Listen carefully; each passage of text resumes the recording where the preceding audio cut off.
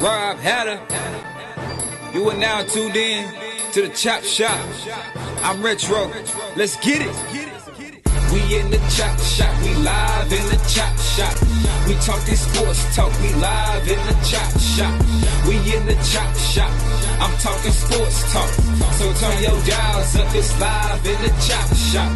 We in the Chop Shop. We live in the Chop Shop. We talking sports talk. We live in the Chop Shop. We in the Chop Shop. I'm talking sports talk.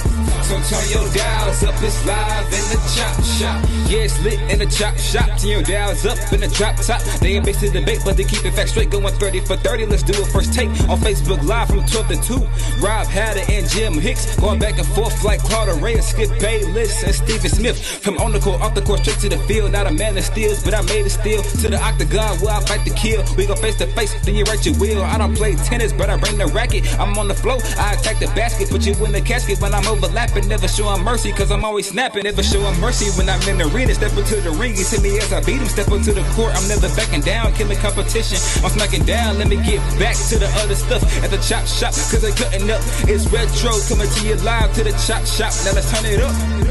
Yeah, we in the Chop Shop, man. Shout out to Jim Hicks and Rob Hatter.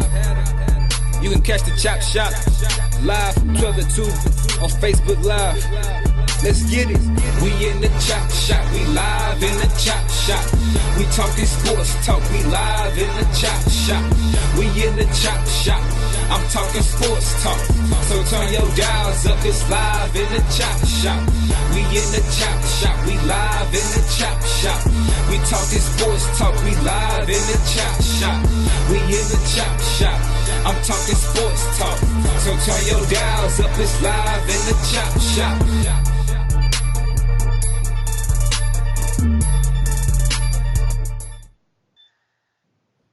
What's up, H-Town? It's your midday sports happy hour, the best 120 minutes of your day. The Chop Shop, yours truly, the Hat, alongside Robert Hatter, the contract advisor extraordinaire, Cornell's favorite dad. And of course, we're expecting Chris Walker. He may be joining us late on in the show, taking care of business, trying to advance the Chop Shop more dog cities. But anyway, Chris is going to be back in H-Town on Thursday. But don't forget, coming up live with us, we got an exclusive conversation with Glenn Smith, the director of the Thanksgiving Hoop Fest, which takes place in Dallas next weekend. That's going to be Thanksgiving weekend, Friday and Saturday. He's going to tell you about that. And also will explain what led to a lot of the recent decisions into how he picked the teams, as to what made them move and add the American Airlines Arena as a new venue for this event. Anyway, but first and foremost, before we get to that, let's speedball through a lot of the topics that happened around the country leading up until this afternoon. First and foremost, let's go on and we got the good, the bad, and the ugly. Let's get some bad out the door right now, and that is Hatter. We could go straight to the NFL side of the fence. Kansas City Chiefs picked up a good win last night. That they back right back in the thick of things, which nobody really counted them out. Yeah. But we just wanted them to get some adversity, to overcome some type of adversity. Well, the quarterback was hurt, Coach. The quarterback was hurt. Yeah, and he's back. And so now, of course, the Chiefs win, and they're right back in the thick of things. The Houston Texans are right still in the midst of the wild card hunt. So they're not out. They're not out. But that was one hell of a chin blow they took on Sunday to the Baltimore Ravens. But first, speaking of the Baltimore Ravens, how did you hear about the ex-GM in the NFL, Mike Lombardi, right? What he said on yesterday. His words on a podcast. Well, these podcasts get all type of folk in trouble. He says that the former defensive coordinator, the offensive coordinator for the Baltimore Ravens, Marty Mornhinweg, they basically wanted to move Lamar Jackson to the wide receiver spot. This GM says, he claims and said, man, everybody's glorifying the Jackson story, which is a great story, but And this guy come back now and says that's not true. But this GM says these dudes wanted to push this dude over to the wide receiver slot, and actually quoted them as saying, "When we go here, what are you waiting on? When we gonna move this dude to the wide receiver?" And now, who's saying this? Mike Lombardi. Saying this that Morningwig wanted to do this. Well, yes. Jimmy, that's a unique take on this. And let me put some context to it. I remember doing the draft.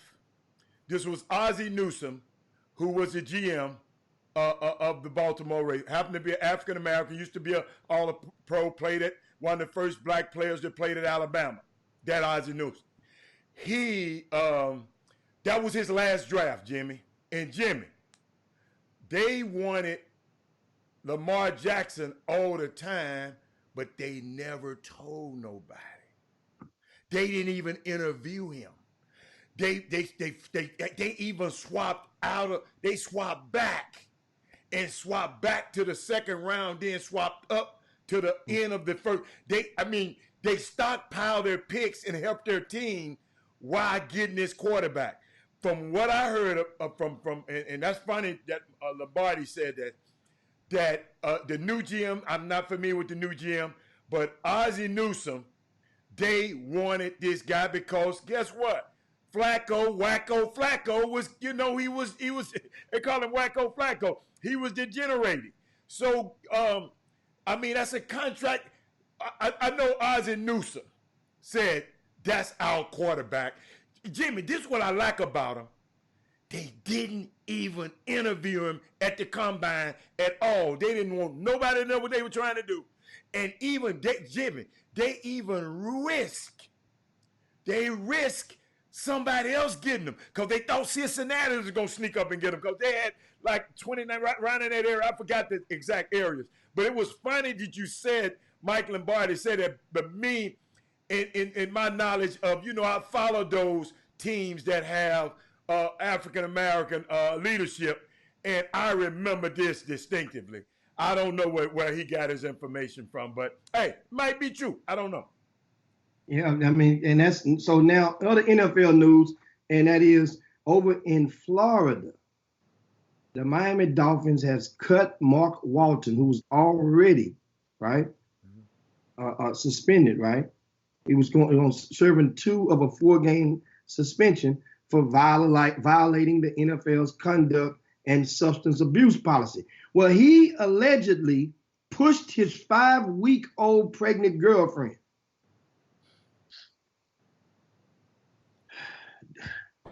These guys, and it's, and understand, we can almost stereotype this stuff because it's happening more in football than any other of the major sports. I'm not saying that it's not happening nowhere else, but in football, understand there's more football players, so that means the odds are likely to happen. Yet still, after seeing you guys, these are pretty much, for the sake of the word, millionaires, because you're rounding it off to the nearest 5 or the nearest 10. So if you make over $600,000 or more, then you are a thriving millionaire. No, just say they're in the top 1%. That's all. If you're seeing this stuff happen to the next guy and the next guy, your girlfriend is 5 weeks pregnant, right? Listen, when the police arrived, according to the report, the officer observed swelling to the woman's left eye. No. I haven't read it yet, but keep going. I didn't want to read it, but I'm glad you brought it up. I didn't want to hear another story. This was at 4:15 in the morning after an argument, right? He's accused of pushing her into a wall and punching her several times in her face and head.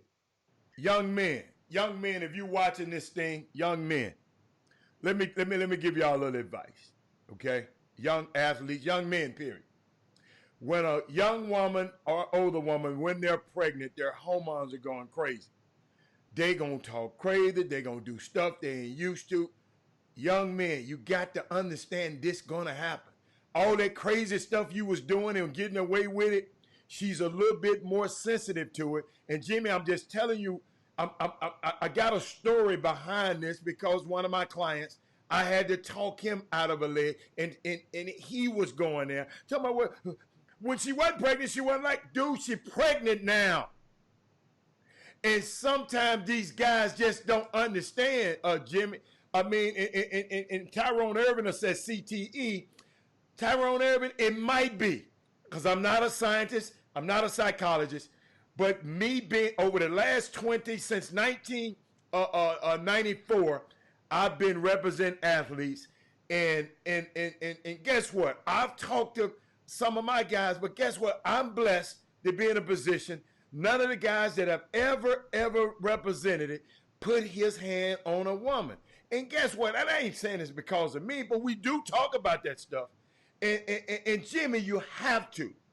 If you're in a position of power and influence over these young men, they got to understand, man, women are our most precious things on this earth. And I'm going to repeat that. It's the most precious thing on this. I got a daughter and 5 sisters. They're queens. You don't hit a queen, man. If you're a king, you ain't gonna never hit your queen. And that's, I mean, I don't want to keep going there, Jimmy, because I don't understand it, and I know they give the CTE memory loss, bad judgment, aggression. First of all, football is a violent sport. That every day, Jim Hicks, I'm on the field, I'm trying to tear the guy's head across me off.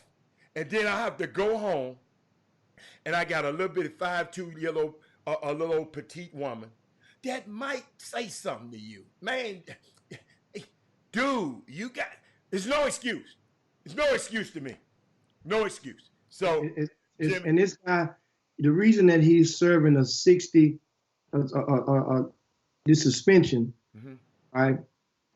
He got 3 arrests this year.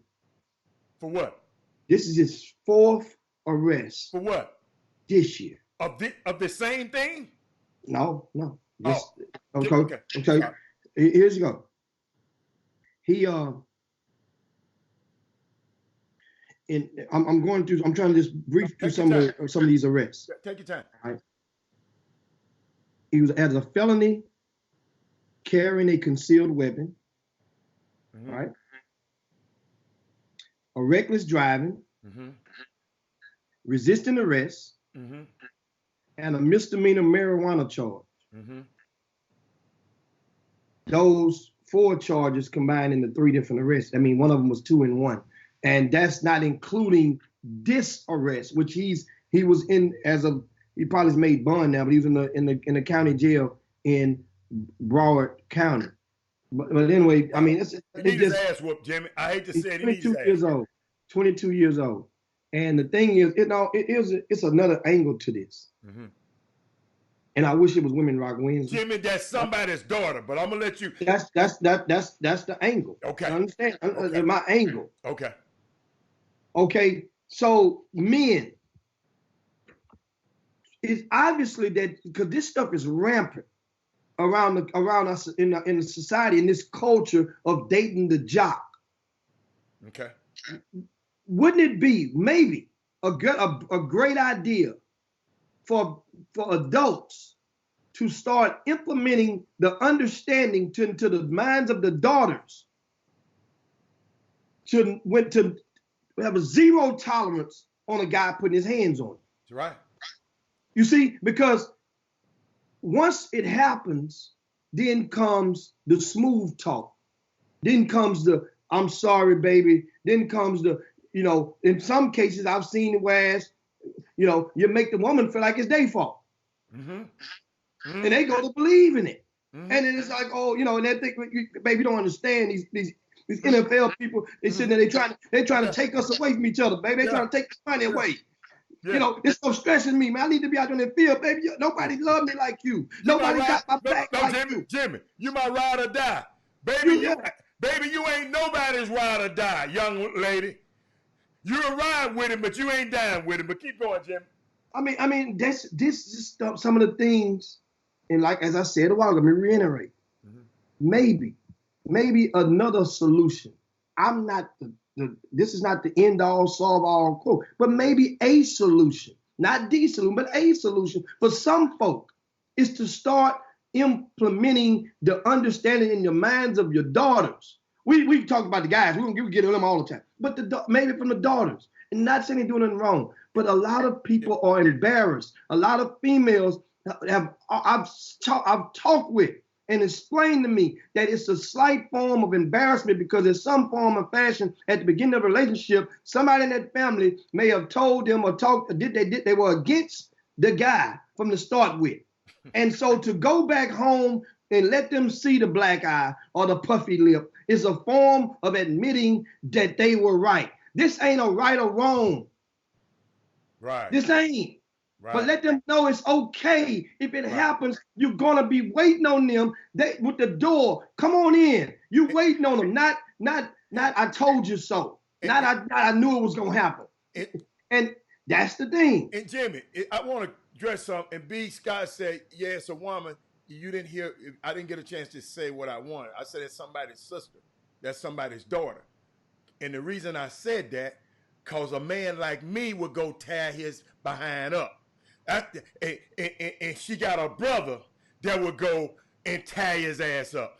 That's the reason I said it. It wasn't that just because she's not nobody's brother. Let me get out my whole thought before you comment.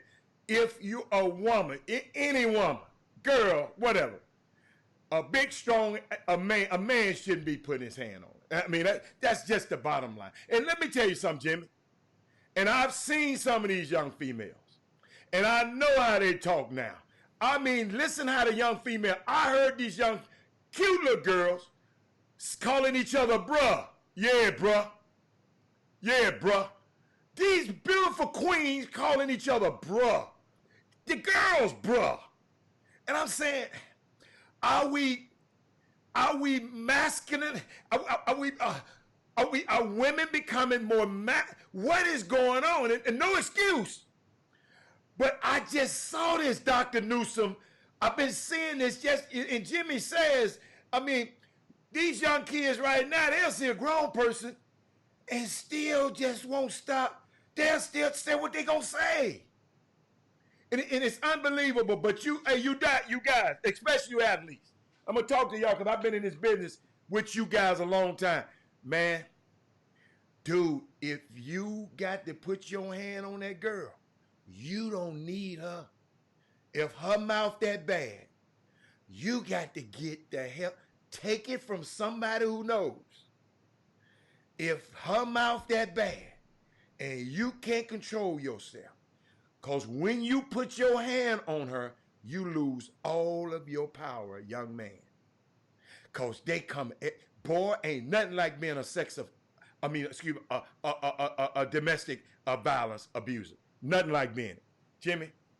Yeah, and so that's that. Let's wake up and try to, everybody, all of us, we have a female somewhere in our family. That don't mean it has to be something going on. This is plain. Remind them. It's okay. And that's one of the reasons how I got that one too, from experience and dealing with some relatives. And I'm trying to get the hell away from this topic. We want to bring this back. Yeah, go ahead, Rob. I won't comment. One of the things is a lot of the females are afraid because if the family members know, if some family members find out, they might kill him. Yes. They don't want you to kill the boo. They just want him to be chastised for putting his hands on. Well, I won't kill him. I'll put my hands on him real good though. But that's what I'm saying. Saying so they don't. I'm telling you, I've been asking this question on and off of just various females from the past 20 years or so, and I'm getting all type of answers. And I understand, but tomorrow this is definitely we'll talk about this tomorrow. I can take a deep breath on this and come back with some possible solutions that may help some of our young women out there, the young women out there who are in relationships, because you don't never know when these guys are going to snap on the other side. Now, speaking Jimmy, we need to help the young guys too. Well, right now, the women. Yeah. Because the women are at a disadvantage in these in most of these types of situations. Speaking of a disadvantage, man, last night, them Portland Trailblazers came in here, and I was trying to hint to them. I said, y'all need to go on and activate Melo, man. That would have been the perfect time to activate Melo. Jim, that wouldn't have been good for nobody. But guess what? That wouldn't have been good for nobody. Okay, what the worst thing could have happened if Portland would have activated him just 16 hours ago, Jim. 12 hours ago. Jim. You remember you said this. You were going back on your own words. You want to come in with a splash. You don't want to come. You want to come in playing against the Pelicans, not against that dude number 13 that y'all be hating on. But 13 is, hold up, Jimmy, y'all left him out for heavy trash them first few games of the season. I know it. Hey, guess what? I was on my knees. I said, Lord, you can't do me like this. I love Westbrook. I love Harden. And you can't do me like this. And guess what? Jimmy, how many straight they done reeled off? How many straight? I know you know. Hey, just a minute. Okay. Say no more. Say no more. Okay. I'm good. And once again, of course, Russell Westbrook did his part. 28 points, but he took 26 shots, guys. He was 9 for 26. Yeah. Don't like that. Harden 36 points, 11 for 19 from the field. They got all 5 starters produced double digits for the first time this season, and that's the Rockets. Clint Capella, guess what? His 4th 20-rebound game in the past 5 or 6 contests. Once again, a guy that you put out the heavy trash. You. Who I put out for heavy trash? Click, but yeah, I did. Hey, listen to me right now. Clint Capella, I apologize. I'm big enough to say, dude, about time, earn that money. Jimmy, he was getting too much money to play the way he was playing. He was getting too much money. He was playing like a bro. He was playing like either Mad Russell came or something. And you remember Chris Walker come on here. I sit behind the bench, right? I sit near the bench, Rob. Russell mad at these folks, right? Man, shut up. I wish he was on the line, but keep going. And so once again, minute count. James Harden only played 33 minutes last night, which is thank you. 33 minutes, 36 points, 33 minutes, which is solid. And also for the man, you guys know I watched the bench. The Rockets finally got a combined plus 20. They got 21 points off the bench, and with this Rocket team, that's a lot. That's very rare this season for the bench to combine for over 20, because it ain't been happening a whole lot in these 11 wins that they produced. They're 11-3 on the season, matched with the most wins in the NBA of any other team. Of course, the Lakers have 2 losses. The Rockets have 3 losses. And this is a very, very solid win. And once again, Dame Lillard. Let me remind you guys. 9 points. How much? I think I saw 9 at one point. 13 points. Okay. For Dame in 35 minutes. Is that Dame Dollar? What his name? Is Dame Time? That was Dame Dime. That was I'm just pay attention. Hey, look, Jimmy. Jimmy, I got a question. Is he rapping too much? See, here's the thing. Ain't nobody gonna say it yet. But the perfect person to say it in a matter of time. The perfect person to remind you guys of where Dame Lillard should be spending a lot more of his time would be Shaquille O'Neal. Oh my God! One thing about the media, that's why I tell you, people, you got to understand. Yeah. Shaq is a member of the media, and they look. Yes, he's an OG to a lot of the guys in the basketball sector, and he will always be that. But at the same time, Shaq has rings. When you get into it. And you're battling, and that means you're challenging, no matter what the reasoning may be, a guy who's been there to the mountaintop. You had best be ready to go and find a way to get there yourself. Otherwise, you're going to be forever open for a ridicule, for attacking Dame Lillard. I got something for you, Jimmy. It's not getting done. Glenn, come on. This 15 years ago today, Jimmy, the Malice in the Palace changed the NBA forever. You remember that, Jimmy? Ron Artest It's the fallout. 9 players were suspended. 146 total games were suspended, where guys were suspended. Over $11 million in total salaries were lost.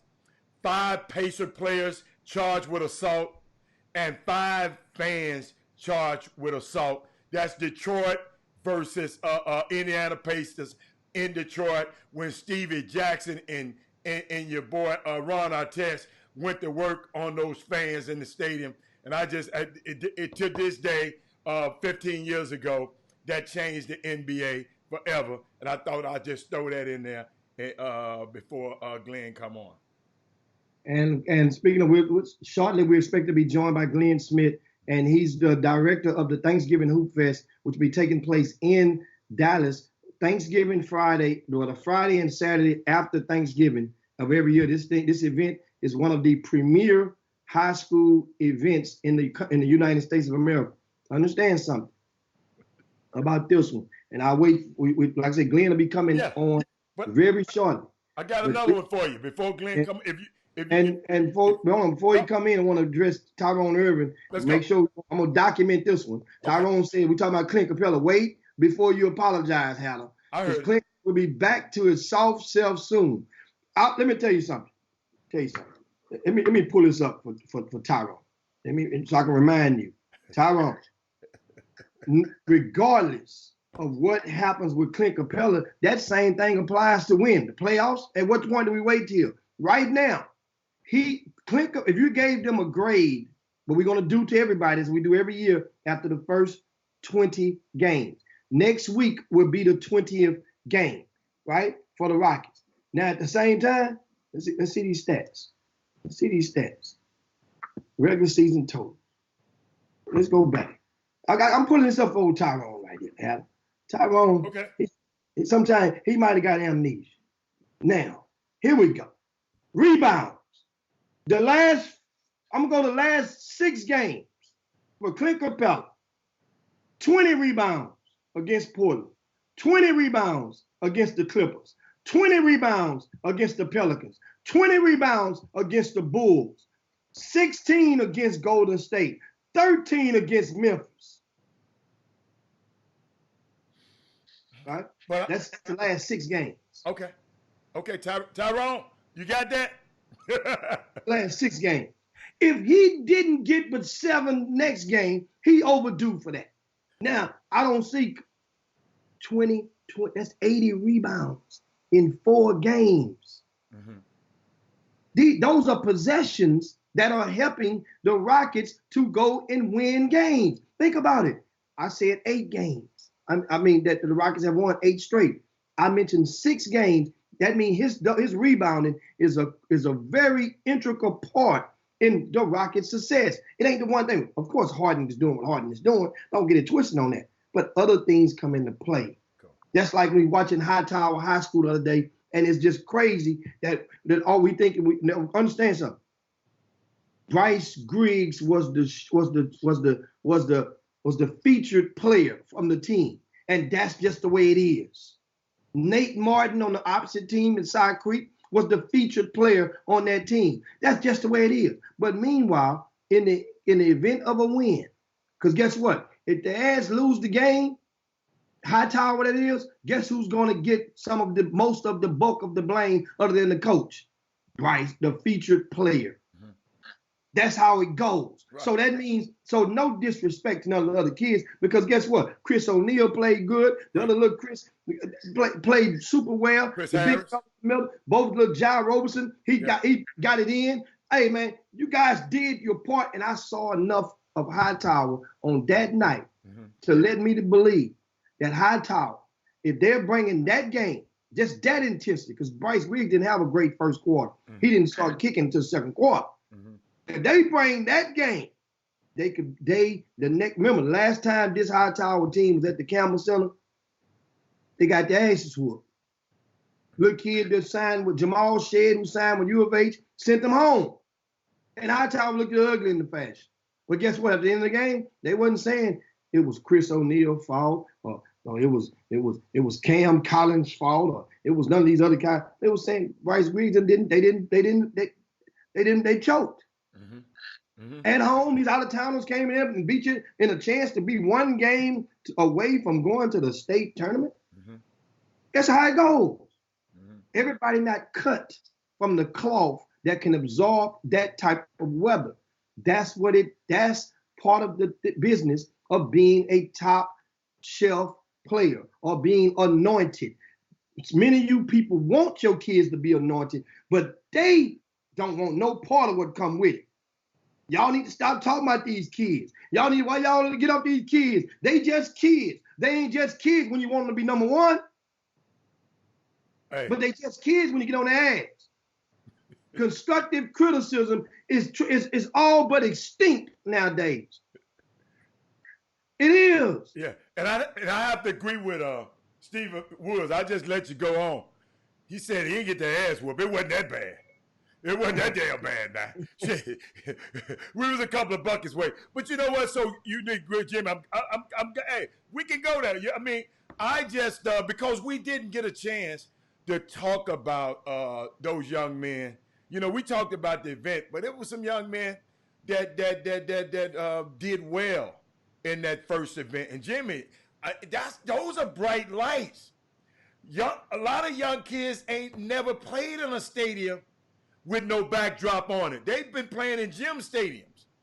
And they ain't played in those because AAU tournaments in summer basketball, you know, they have a backdrop. You know, it's not like it's not as like a big cavern. So I shout out to all the young guys. I'm just so glad I got a chance to see some kids that I didn't know about. The young kid at Side Creek. I never even heard of him, and I got a chance to put put a face with the names. So I really enjoyed it. But Jimmy, it's some stuff that ain't been talked about, and I don't know because we're waiting on Glenn to chime in, but I don't know. It's a story. You might have heard it, but in case y'all haven't heard it, I want to talk about this story about the NBA legend Bill Russell. I don't know if y'all remember, he was elected to the Naismith Hall of Fame, Jimmy, in 1975. Okay, but he refused to participate in the induction ceremony, and at the time he didn't really explain why. Okay, he said he had some personal reasons, but he was not going to attend the ceremonies and not going to accept his Hall of Fame ring. You know, and a lot of people really didn't know why, right? And at the time, he was definitely considered the best player and an all-time player. It was a huge deal back then. So in 2020, this year, Jimmy, he finally accepted the ring. He had a private ceremony at his house along with Lonzo Mourning, Elgin Baylor, Jamal Wilkes, Bill Walton, and Ann Myers. They said it was a beautiful moment, and he accepted the ring. And Jimmy, my question would be, why now? Why did it change? Do you know why it changed? Why? I'm going to tell you why. Chuck Cooper. You remember Chuck Cooper? Chuck Cooper was the first African-American basketball player, one of the first African-American basketball player, and he's one of the most influential of all basketball players. And guess what? They didn't induct him to the Hall of Fame. That's why. And he in 1950, Jimmy, he became the first black player to be drafted in the NBA, the 14th overall selection from the Boston Celtics, right? Russell was selected in the Hall of Fame and said, if he's not, that's what he said. Until they put Chuck Cooper in the Hall of Fame, he wasn't going to accept it. And they finally, this year, Chuck is dead, so his family and him didn't have a chance to experience that moment. But 50 years ago, now he is in the Hall of Fame. So that's a shout out to Chuck Cooper and Bill Russell. But Jimmy, I'm going to let you introduce our guest. He's popped up on the screen, and we'll bring him in. So I'll let you introduce him first and give him his, give him his flowers while he's alive. Like they didn't give Chuck Cooper his. But of course, guys, just tuned to the Chop Shop. We have Glenn Smith has joined us, the director of the Thanksgiving Hoop Fest, which takes place next weekend in the Dallas area, Duncanville High School to be exact.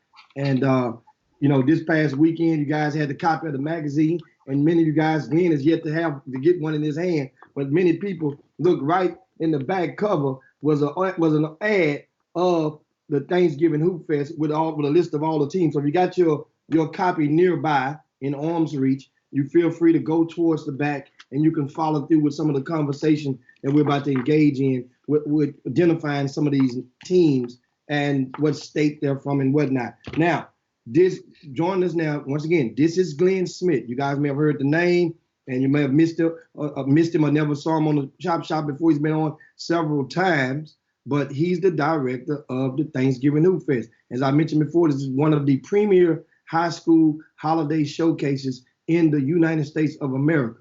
Now, USA Today has featured the Thanksgiving Hoop Fest for each of the past 3 years or so in their paper, acknowledging the Thanksgiving Hoop Fest. As how many events do they include in the country? Maybe 10 or something or so, right? It's somewhere between 7 and 10. And so of those 7 and 10, I'm just gonna go on the ledge and just guess. How many of those are ran by an African American? Now that I don't know. You thinking of them? How many do come to mind of those 7 to 10? One might. And which one that might be? The one in Atlanta. So think about the space. See, we know we play the game of basketball or football, but once we get into and we started to infiltrate over into the event operating side of it, then things start to change because people don't think the water is cold enough. And so right now we have a young fella, Glenn Smith, and he's gonna release the mic. Tell us. He be calling me old school. I don't like that either. Huh? He be calling me old school. I don't like that. Well, he ain't young, he old too. But no, I'm just messing with it. Hell, just because you got more hair than him don't mean you ain't older than him. Now, Glenn, how long have you been doing the Thanksgiving Hoop Fest? What year did it start? And what ignited this idea? This will be the 11th year that I've been doing it. What ignited it was it was a market for a high-end event in Dallas. And when I started the event, Dallas was popping. We had Grace Prep was going, Kimball was hot, Snoop had Kimball hot, Bishop had Lincoln going. That was right around the same time when Madison was rocking and rolling. That was when Mobley was first there. And that was right around the time that Marcus Smart was a freshman, sophomore, around that time. Mm-hmm. And, we just had a lot of good basketball going on at that time. And I was like, it'd be really cool if we could bring in, some regional teams. And the first year was at Metro Academy of Math and Science at a school that's no longer open. That was one of the best. I think that year, the marquee game, I had 2 marquee games. It was Dallas Madison versus Frederick Douglass out of Oklahoma City. That was Stevie Clark's freshman year. And it was Grace Prep versus Riverside out of Louisiana. And they had a guy who plays for the Cowboys now by the name of Rico Gathers. Mm-hmm. And what year was that again? Had to be like 2008? Yeah, about 2000. Yeah, 2000. Man. So this is 11 years rolling and rolling for the Thanksgiving Hoop Fest. And since then, now this season, first of all, when do you start putting together your teams and confirming them for this event? So I normally start looking at teams around the end of December, the beginning of January. Normally after the event, I don't like to do anything basketball related for about 2-3 weeks. And then after that, I just kind of jump in.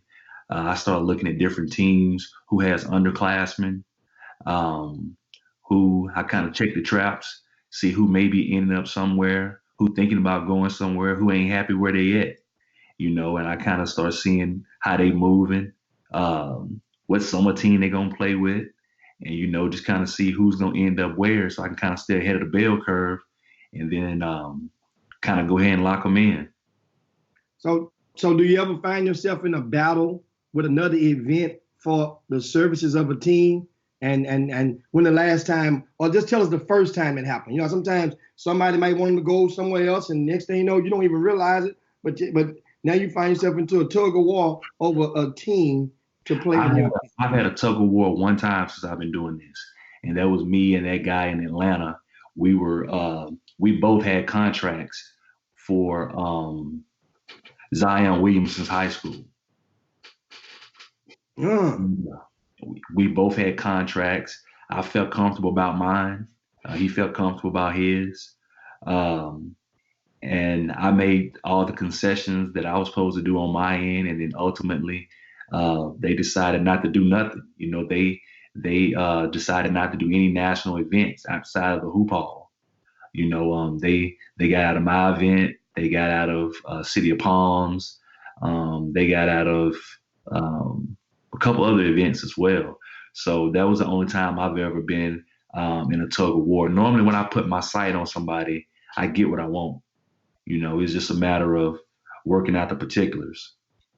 That's what I'm talking about. Talk your smack, nephew. That's Glenn Smith. We just tuned into the Chop Shop. And he said, why didn't you get Zion then? He just explained to you. I know, but he said he got what he wanted. You didn't get what he wanted then. Well, I'll say this, though. It wouldn't, I may not have got Zion, but something came in the mail, though. Okay, say no more. My contracts be real tight. Okay, I just be wanting to know, because when you say something like that with your chest, I just say, okay, well, he didn't. But, you see the lineup this year. Huh? You see the lineup this year. You saw it last year, too. No, last year. See, I don't know about them other years before all of this, right? Last year, I pulled up, Jim. I'm finna give him a shameless commercial. I pulled up, couldn't find nowhere to park. I'm saying, wait a minute, I ain't never been to Duncanville, and Robert Hatter can't find no place to park. Just so happened somebody, said, how do you come around here? So, I had a little favor. So I pull up. I mean, it's people standing outside everywhere. I mean, they got food trucks. I don't know. It seemed like they had the where the kids can play out there. I don't know what the hell he was doing out there. It was like he had a festival outside in the parking lot before you even walked in. And then somebody was out there giving us hamburgers or donuts. Somebody was out there giving. Who was that? Who? Wingstop was giving away free wings. Wingstop was giving away free wings, Jim, out there. And I sit there and said, okay. And then I went in, and this was the marquee game. I'll never forget. It was R.J. Hampton versus Jalen Green. One of the most classic matchups that I have ever seen in high school basketball. And guess what? It was worth the price of admission. So, and now, Glenn, you had a situation where you had a logistics situation. Could you explain it? Because it's some parents send me some information to ask you. Could you explain the logistics? I mean, I know you had it one place and then you said, oh, okay, I can't do it. Can you explain it in your words? I don't want to hear about other people's words. What happened? Did you outgrow this arena? You had to go to another one. Give us the story about what happened, because a lot of people was, what am I do? I'm about to take it from here. I gotta help me out. So a lot of was a lot of chatter, and if you didn't hear it from me, it was probably just some rumor or some people hating. Okay. So essentially, what happened was, tickets went on sale November 4th at 9:00. Okay. It was a Monday. They crashed the website, and all the tickets for Saturday sold out in 58 minutes. Okay. And the demand was still high. But, it's sort of like a million people want Jordans, but they only make 10,000 though. Right. That's the reason why they can kind of keep the exclusivity of it. Right. But what happened was that a lot of parents weren't able to get tickets, right. and a lot of people wanted to see those last 3-4 games or whatnot. Right. And so. Somebody mutual between myself and American Airlines Center, they reached out. They asked would I be interested. A couple other things happened behind the scenes. Mm-hmm. I went in. I met with the people from the American Airlines Center. When I went, Mm-hmm. it wasn't. They didn't kind of push me to the side to, like a secretary or an assistant. Mm-hmm. When I walked in, they had the president and the vice president of the American Airlines Center, Mm-hmm. and they just, basically said, hey, we've heard about heard about your event. What do you think about doing something here on Saturday night? At first, I was a little bit hesitant to do it, but I know that I got comfortable, and it was time to make a jump, and it was time to see if other doors could open up for me. I told them that I wanted to keep everything the same except for like the last maybe 3 or 4 games. They were cool. But other than that, everything's still the same on Friday night, Friday during the day. Everything's the same during Saturday during the day. It's just the last 4 games are going to the American Airlines Center. If you bought a ticket prior to it moving, your ticket is still being honored. And so what happened was I sent an email out to all the people that bought tickets, and it was going to be a logistical nightmare because me and Ticketmaster, we was like, hey, we're going to print the tickets up and then we're going to mail them out. Then it was taking a little bit too long for them to print because I was getting a lot of texts and a lot of emails and calls from people, asking questions. You get 2,000 calls and texts, that gets a little bit stressful. And so I had a meeting with Ticketmaster yesterday. We sat down, we looked at it, and then what we ultimately decided to do was upload all the data from the original ticketing company to the Ticketmaster's software. And starting this afternoon, Ticketmaster is going to start shooting out the tickets to everyone that pre-bought them. And so what they're doing is they're pulling the name, the email address, the type of ticket that you purchased, and the quantity of tickets that you purchased, and then they're going to send you an e-ticket starting this afternoon. Awesome. Awesome. So now for those who didn't get that, don't forget, guys, on the Chop Shop, you feel free to go back later on at the conclusion of the show, and you can go back and watch and scroll your bar to this moment in the show, roughly about 40, 50 minutes in, and you can get this conversation again. Also, Glenn, you have email address or contact information for those who may have questions, because we're going to go to the Boom Boom Room and share some of the physical questions that they posted on here for you. But meanwhile, where should they go for more info on the Hoop Fest? So you can go to all social media platforms. That's at T_Hoopfest. That's the handle for Twitter. That's also the handle for Instagram. Thanksgiving Hoop Fest, we're on Facebook as well. That's probably the quickest way to get that kind of information. Or you can email me at Glenn, that's Glenn with 2 N's, at ThanksgivingHoopFest.com. And Glenn, I got one for you too, Jimmy. They asked about ticket sales. Somebody said, will they have tickets for Friday, Saturday's game at the other at the Duncanville? Their parents are driving up with a few of their church friends to watch their son, but there is no need if they can't get in. They haven't got their ticket yet. Is it possible? Okay, so an email went out to all coaches yesterday, out of town, in particular. Okay. That information they should get from their head coach. Okay, gotcha. Okay. Regarding stuff like that. Okay. But if they want to, but a quick solution to that is if they're trying to come to the games on Saturday, they buy their ticket on Ticketmaster, and that ticket is good for not only the American Airlines stuff, but also the events at Sandra Meadows during the day at on that Saturday. So the ticket that you buy on Ticketmaster is good for both venues on Saturday. Awesome. That's great. And so now the teams. A lot of people may be wondering, okay, what's this Hoop Fest, and what's the first, how did you come up with the name Hoop Fest? And let's fast forward back into Montverde, Sierra Canyon, or two of the out-of-town featured participants in the 2019 Thanksgiving Hoop Fest. The way that I came up with the name, I think I was just sitting around in one of my spots that I used to hang out at back in the day. Me and a partner of mine, and was just toying around with different ideas when I told him what I was about to do, and then that just came about. And what was the second question about Montverde and Sierra? Montverde and Sierra Canyon are two of your featured teams on the boys' side of this show of the 2019 Thanksgiving Hoop Fest. How did you secure both of them, and which one came first? They both kind of came at the same time, but Montverde is somebody I've been courting. Well, I've been courting both of them for a while, but the timing was just right for this one.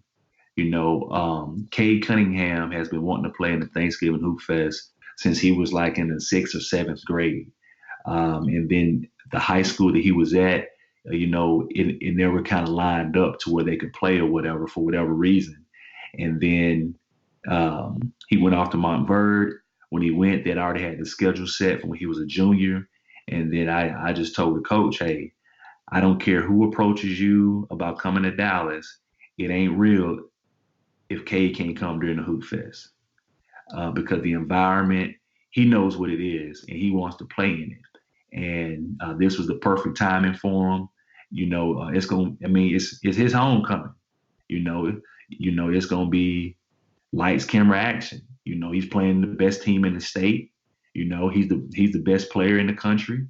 You know, and the lights is gonna be on, and he gonna both nights. He gonna light it up. You know, the whole atmosphere on Friday is gonna be amazing. The atmosphere on Saturday is gonna be amazing because we're gonna turn the American Airlines Center upside down with the way that just not even just Dallas, the way Texas is gonna show up. You know, because I don't think these folks in the American Airlines Center really realize that Dallas and Houston and Central Texas and East Texas people, they come out when it's a good product, you know, and then they come out when you do stuff the right way and you don't do no janky promoter type stuff, you know, and now I think this is a culmination of all the years of the Hoop Fest and the work that I've put in. You know, people only see what's going on now. They don't see the years when I took, you know, 5-figure losses, you know, when I got 2 of the top players in the country playing in an empty gym because DeSoto and Allen having a high school football game at SMU and it sold out. You know, and then I'm looking crazy walking around the gym and I can throw a quarter and ain't nobody gonna care because it's that empty. You know, so this didn't happen overnight. And then if you hear me seem like I'm poking my chest out, it's because I am. It's because I feel like that I deserve it, you know, because I've been the one that's been sitting around stressing and you know, answering 200 calls a day and stuff like that throughout the years and taking them L's. Because when I was taking them L's, nobody cared. Hey, poke your chest on out there. That's what I'm talking about. That's Glenn Smith, guy. Hey, and now, you know, one of the things that, and I feel it, and a lot of people, you're absolutely correct. A lot of people don't see they don't see the losses. They ignore the losses, but they'll go to hating and go to pocket counting on what they perceive as a win. And the thing is to perceive and advance through. And I mentioned earlier, if you just tune into the Chop Shop, of the top are what's supposed to be recognized as their holiday events all around the country. Many of them take place, of course, during the Christmas holidays because certain schools are just starting their season around Thanksgiving. So you don't really know what to expect. But in this situation, this Thanksgiving Hoop Fest has came and just cemented itself into the amateur basketball sector as a must stop. College coaches are permitted to attend this event. So this is the equivalent and the closest thing to a live event. Actually, it is without going through the rigors and the paperwork of the NCAA. And so that brings me up a question that's funny as hell to me because it's so hypocritical and ironic at the same time. This event takes place, if this type of event takes place in April or July, you have to go and get the NCAA's permission. You have to go and basically have to pay them open up your books, give them everything just to give them permission for Division I coaches to come watch some of the same kids play against some of the same ones in a different month. Why at high school events, the rules change with the same coaches? Now they don't have to even be segregated. They can go sit in the stands next to the parent. But the NCAA makes it believe that they're trying to protect all of the foolishness. What's your thoughts on that? I think it's because during the summer, there isn't like a state-by-state governing body overseeing the basketball being played. But for this, the governing body, you could say, is the UIL. Because I have teams from more than 3 states, I have to get it approved by the NFHS. So it has to be sanctioned by them in order for them to do that. I think that may have something to do with it. And that's probably the only logical explanation that I have, that they wouldn't want to have their hand on it as much. And so now also one of the viewers that's watching the show right now in the Boom Boom Room asked, will this event be streamed live, or can they watch it online?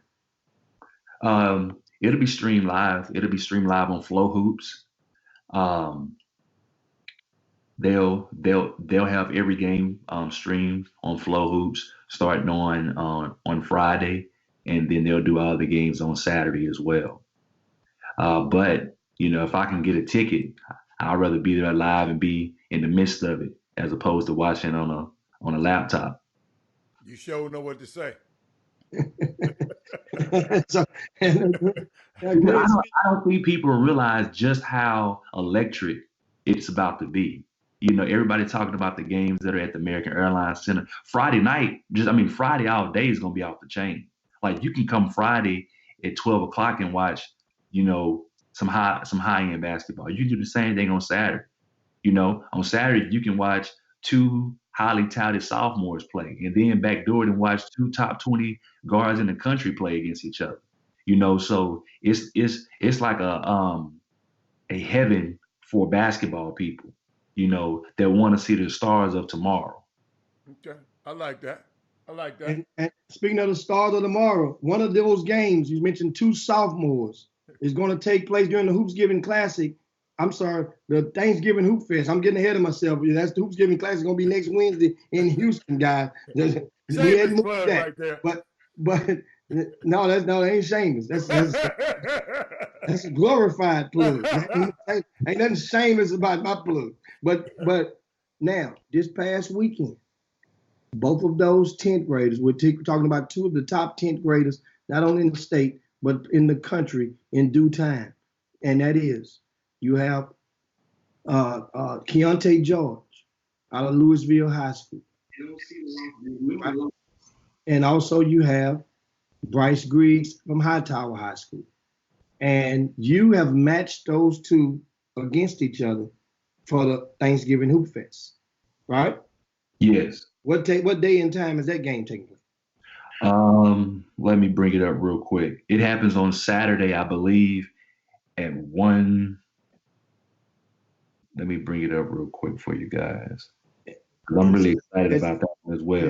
As he bring up, Bryce Griggs is from Hightower High School. If you guys did not get a chance to go out to the season opener this past Saturday and watch his sophomore debut as a sophomore with Hightower, Bryce Griggs definitely showed up and showed off 31 points, I think 7 assists and a W. And now, Glenn, what do you say? What time is the game? They play at 2 o'clock. Perfect. They play at 2 o'clock on Saturday. On Saturday. So at the Duncanville High School Sandra Meadows Arena. Now, what's your projection on this, Glenn? How you feeling? How I'm feeling? Yeah. Man, y'all know how I'm feeling. Ain't no secret about how I'm feeling. I think it's going to be exciting. I think that it's going to be a situation to where both players are good, but we're going to see who's special. Because I've set the Hoofest up in a manner to where if you can get your rocks off, that kind of puts you in another light, because it's good to play against each other, but when you got the crowd yapping and you got all the different bigwigs in the media world watching, it's a little bit different. That rim gets a little bit tighter, that ball gets a little bit more slippery. You know, I'm just here to see some good basketball, and I think that they know what it is. I mean, all the grown-ups and stuff are talking this, that, and the other, but both of those guys know what it is. Both those kids are cool with each other, but they know, hey, I got to get the best of him because I want people to know that, hey, I'm that guy. You know, I think it's a friendly little rivalry. I think that, you know, sometimes adults may get a little bit too carried away with it, but I also think it's also not only just two kids in the same class going against each other, but it's almost like that old Dallas versus Houston thing too, you know, because that always adds fuel to the fire, you know, with it. So both of those guys are going to be like, okay, not only am I trying to show I'm the best in the state, but I'm repping my city too, you know. And then I think that adds more like excitement to it. Yeah. Because people gonna be there yapping, you know what I'm saying? It's gonna be a crowd. It's gonna be the typical guys from Dallas that like to bump. It's gonna be the typical guys from Houston like to bump. It's gonna be a lot of people in there bumping every basket that each one of them make. It's gonna be some eyes looking, some heads turning. It's gonna be some pointing. You know, it's gonna be all of that. But I think that's what builds into the mystique. You know what I'm saying? Or the hoop fest. That's how legends are made. Because last year when Jalen and RJ was going at each other, soon as the first play out of the game was a oop to Jalen, and then he set the tone right now. But then little did he know, RJ got warmed up, and then he started shooting them bow and arrows at him, and then you know, lights, camera, action. Yeah, you know. Magic. But I'm excited about it. What y'all think? Well, I want to know what is expected in this game. Is it the teams or one team to beat another one? Because right now, we only a couple of games. Hightower's only played one game. I think Louisville has played twice. They're 1-1, if I'm not mistaken, on the season. And Hightower was 1-0, beating a very solid Side Creek team. Now, the measuring stick, ironically, Louisville plays Side Creek this week on Thursday in the McDonald's Texas Invitational, which is in Houston. And that's the largest high school tournament in the state of Texas because they combine boys and girls.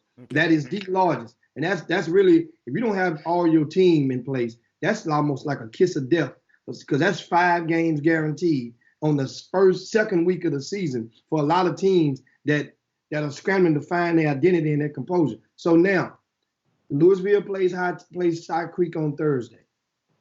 I think psychologically, a lot of people, I'm going to be looking to see how that game goes. Right? I don't think you can do that. Huh? I don't think you can do that. All that who played who goes out the window when they see each other.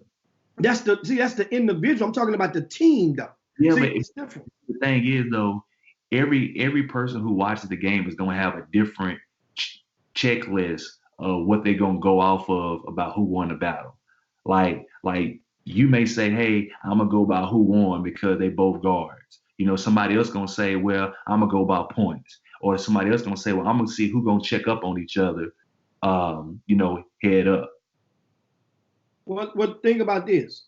In those situations, like I said, I haven't seen Louisville. I will see Louisville this weekend in Pasadena, which is right outside of Houston. So if you're in town, you guys can get over and go and check them out over at in one of the Pasadena area facilities. But that's going to be a great deal because Hightower is in this tournament this weekend as well.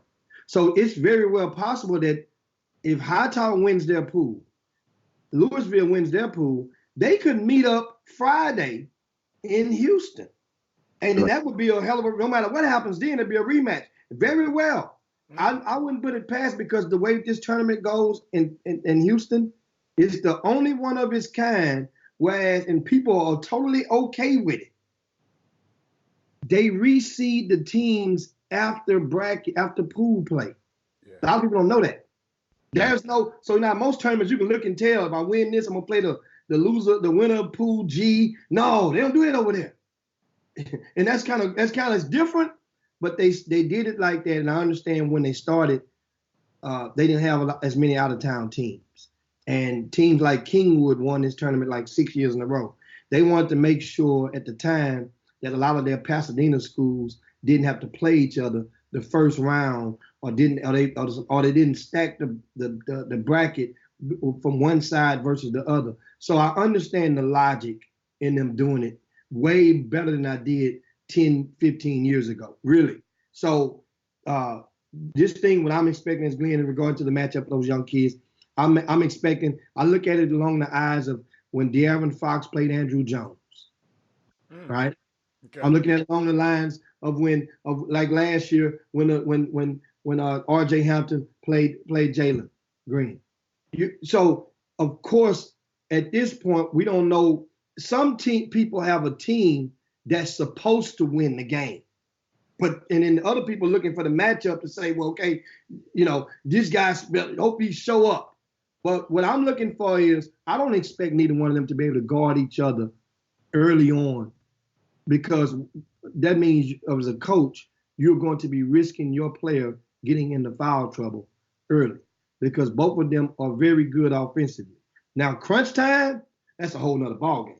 I'm expecting for both, expecting for a good game, an intense game, the energy to be there, and everybody to be bringing all of the intangibles and supporting cast to step up and as well. That's what we're looking for when we go to see these types of games.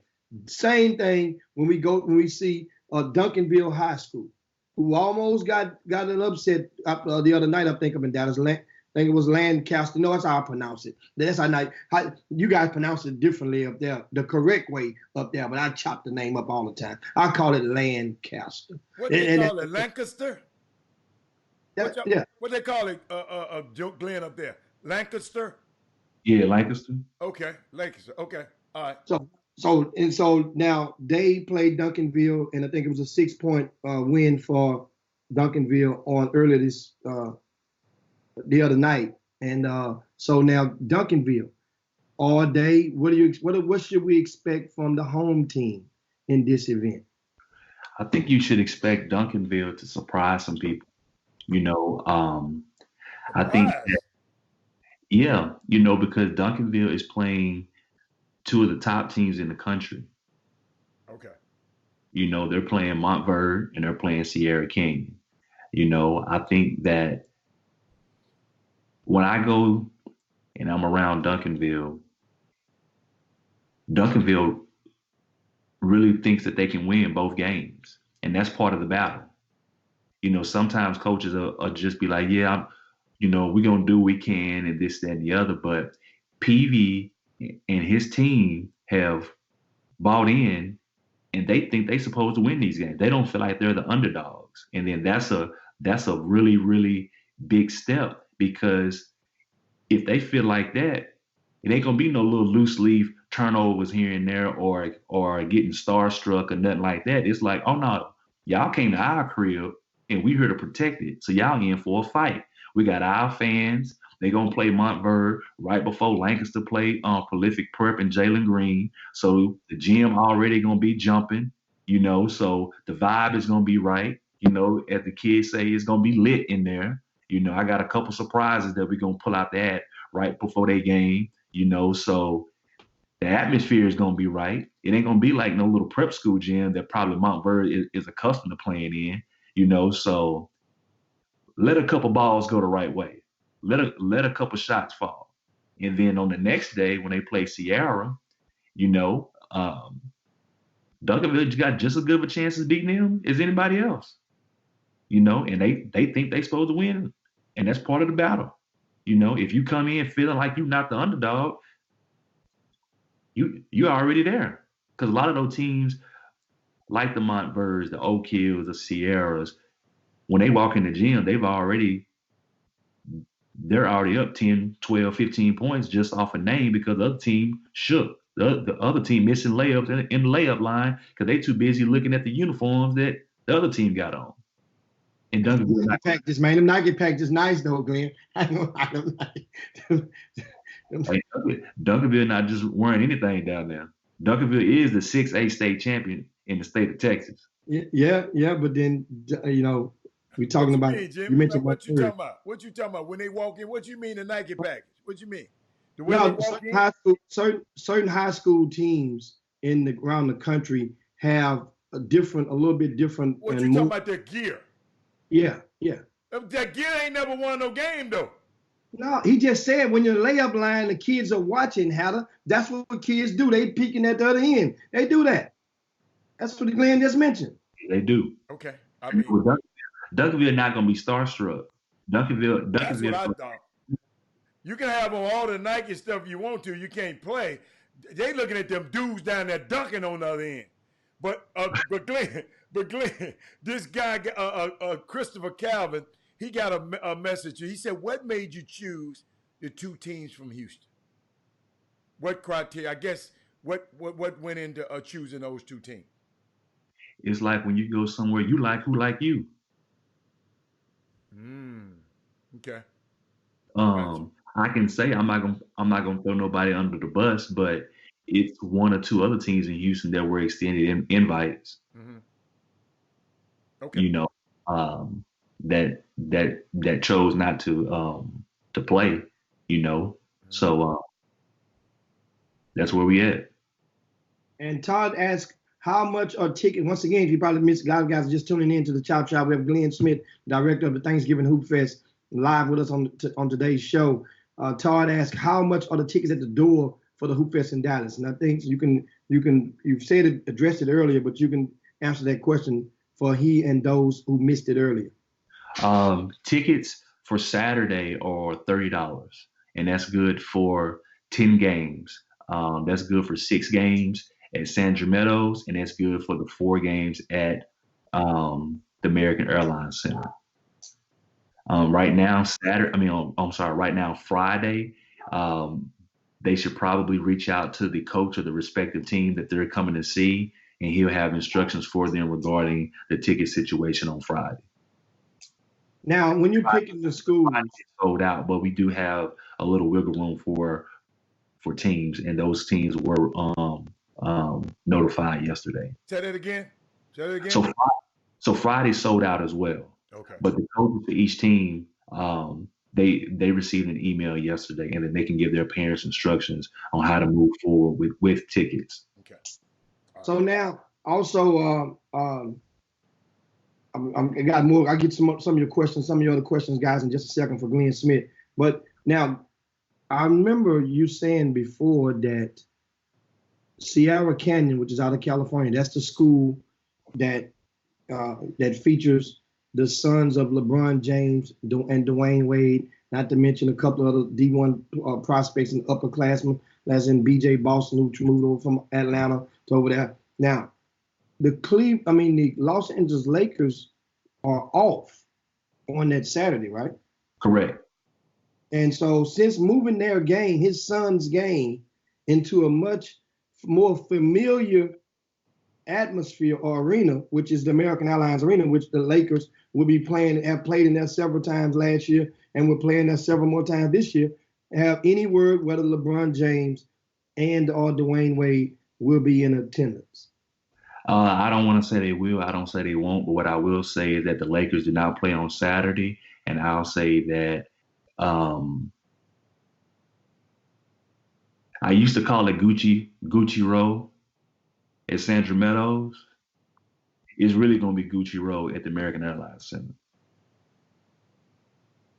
And Gucci Row, for those people who understand that, that vernacular, what do you mean by Gucci Row?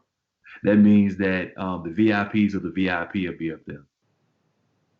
And that's going down, of course, next weekend, guys, in Dallas, the Thanksgiving Hoop Fest, Friday and Saturday. As he mentioned, Friday's games are sold out, but if you have some of the out-of-town teams, they have some. He mentioned he has wiggle room to you can still probably get access to one of the 10 games.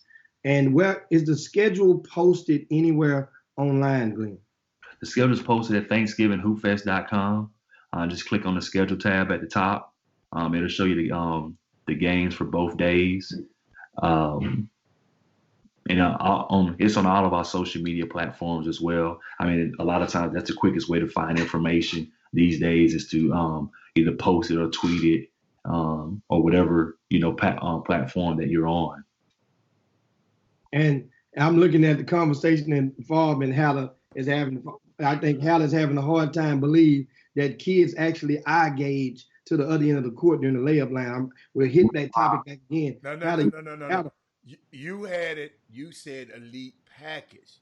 Yes. Them niggas ain't them guys. Excuse me. Them guys ain't looking down there at no elite package. They looking down there at them elite dudes. That's all. That's the point I'm trying to make.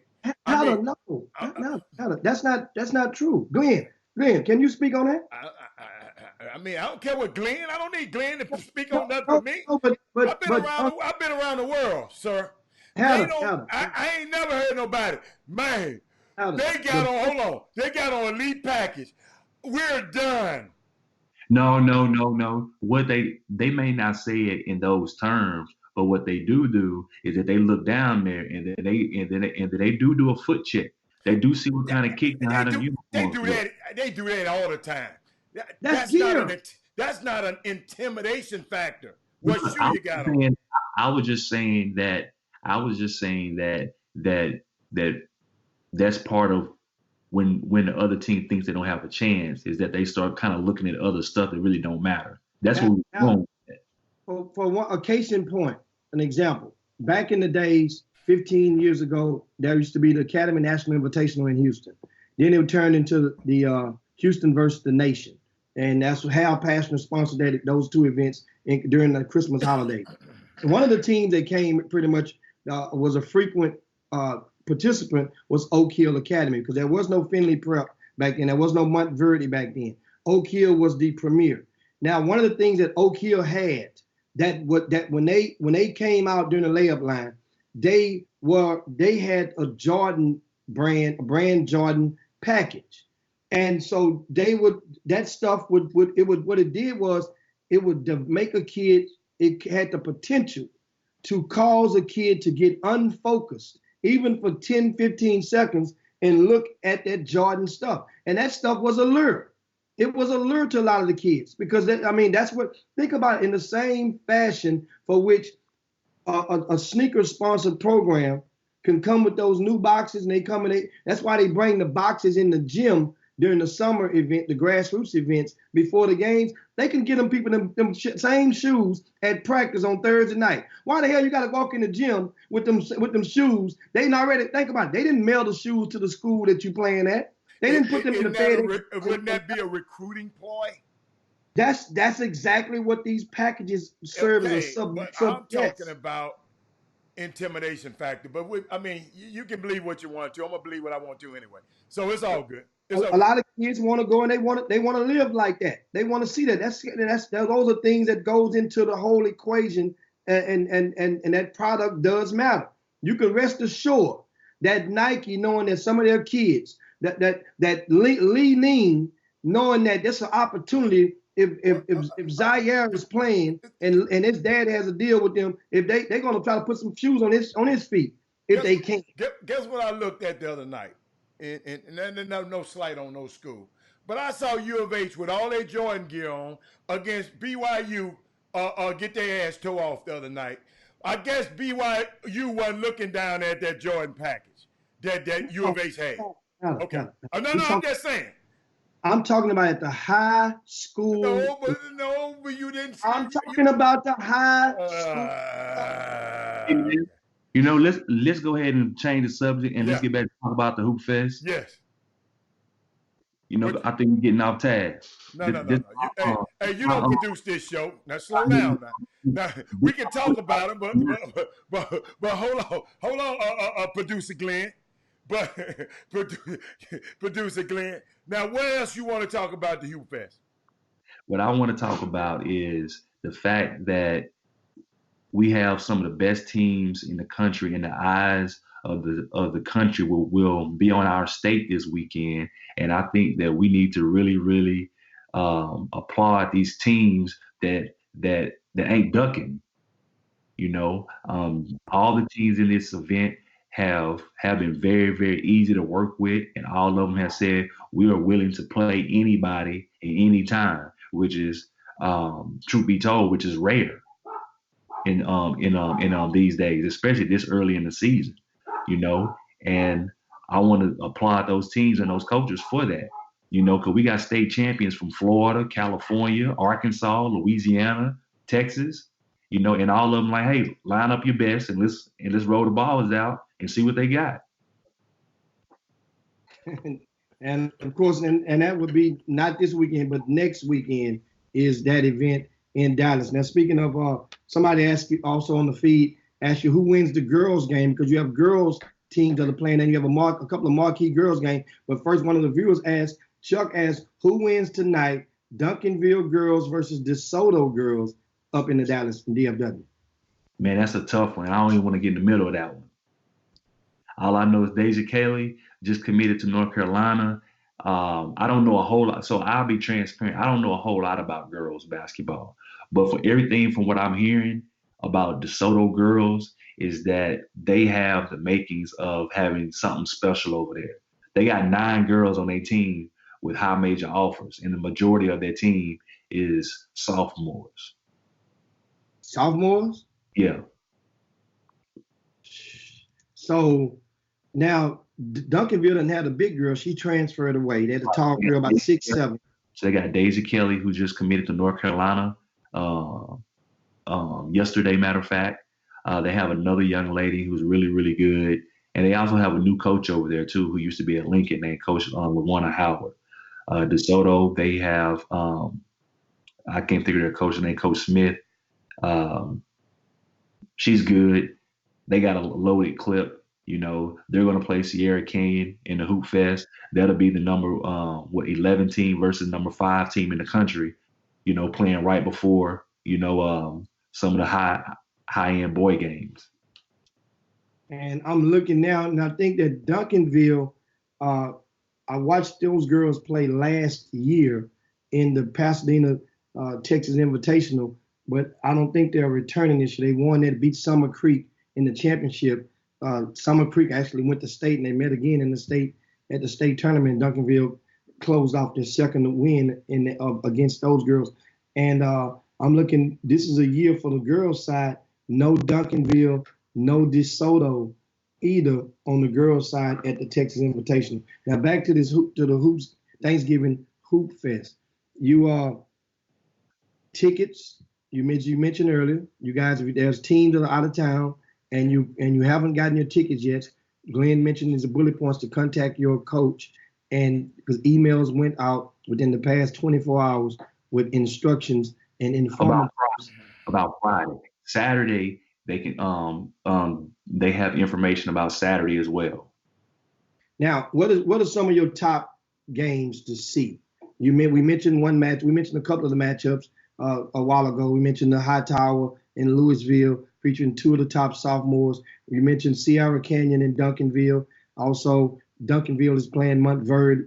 And what are other matchups? Because we have another team from Houston that will be down there, and that's Jack Yates High School. So the Yates Lions are participating in this year's Hoop Fest. Who the Lions are going against on Friday and Saturday? So on the Lions on Friday, they got Sunrise Christian out of Kansas. And then on Saturday, they got Montverde at the AAC. And what are you expecting from? So Yates is at the AAC with Montverde. Yes, on Saturday night. Yes, okay. What am I expecting? I'm expecting a couple things. You know, I don't think that either team, and when I say either team, I mean Sunrise or Montverde, have ever played anybody like Yates. You know, I think Yates is one of those teams that could pop anybody if they hit him. And then if you add in a couple of pieces that they're about to add, that makes them a little scary, you know. And I think that if Sunrise don't come in, you know, and take this game serious, that they're gonna get popped. And then if Yates pops Sunrise on Friday, Montverde gonna have their hands full Saturday night, because Yates gonna be feeling it. I know Yates is going to be real deep, as far as fan-wise. I've been getting a lot of good feedback from their fans. Yates is going to be deep up in the AAC. Montverde going to have, 20 fans up in there, plus the whole Cade Cunningham fan club. But Yates is going to be deep, and then if they come out and start hitting, and that crowd start talking that smack, and the DJ start playing the right Boosie song, it could go a couple different ways for Montverde that night. Montverde, Boosie ain't from Florida. I'm talking about Yates. Yates. Talking about the Yates players listen to Boosie. Now we do know that Gerald Dokes is expected to make his season debut with Jack Yates on next week. Wednesday at the Hoopsgiving Classic, Yates will take on San Antonio's Cornerstone Christian. And that school that's pretty good. They have a former DFW young star, Trey White, and of course, Little Nunez and the rest of the crew. That's Sunyard, Chris, because I didn't. Okay, I was wondering who they were. Okay, that's Trey White team. Okay, and then the young fella from Sam Rayburn last year as well is on that team as well. Okay. Yeah, so that team is a nice draw, and Gerald Dokes once again is expected to play his first game for Yates next Wednesday, which would get some of the rust off of him for it being in game speed. Also, there are the two big guys Glenn mentioned earlier. Actually, it's three other players. One is Latrell Moore. Latrell Moore played varsity for Yates as a ninth grader, went to Willow Ridge last season, but returns back to Yates, and he's waiting his clearance for eligibility to proceed with his and rejoin the team. He's sitting out, as well as the big fella, Allen. What's Allen? I want to chop up Allen's last name, and he's Allen, and then Chooks Isatua, those 11th and 12th grade respectively. One is 6'9" and one is 6'11", and those two are expected to be cleared next week. They're waiting. They're optimistic on their fate. So speaking with the head coach and with the guardians of the two young men on yesterday. So that's how the outlook. If you're wondering, you did not see it. Those guys were sitting on the bench in street clothes when Yates played Martin Ranch this past Saturday and looked fairly well in the process. I know people were probably concerned and looking from afar with their ears because we did not stream any of the games from the season opener this past weekend. So now that's one major test. Yates will take on Madison High School in a long time rivalry tonight at Barnett Fieldhouse. That game has been moved. So it was originally scheduled for Yates High School, but due to crowd and safety concerns, they have moved that game. Yesterday. It will now be played this evening at 7 p.m. at Barnett Fieldhouse, Yates versus Madison. The underclassmen games, JV and freshman, will take place at 4:30 and 6 o'clock. 4 and 5:30 respectively, with the varsity set for 7 p.m. Now, Glenn, what are some of these other matchups for the Thanksgiving Hoop Fest?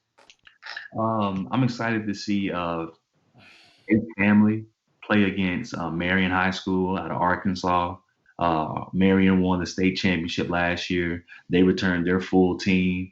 I'm excited to see Dallas Madison play against Stranahan High School out of Florida. They won the 6A state championship in Florida last year as well. They returned everybody. Matter of fact, Dante Culpepper's son plays for that team, or with both of his sons rather, and they're really, really good. It's a matchup that's really intriguing to me. Austin Westlake versus West Memphis.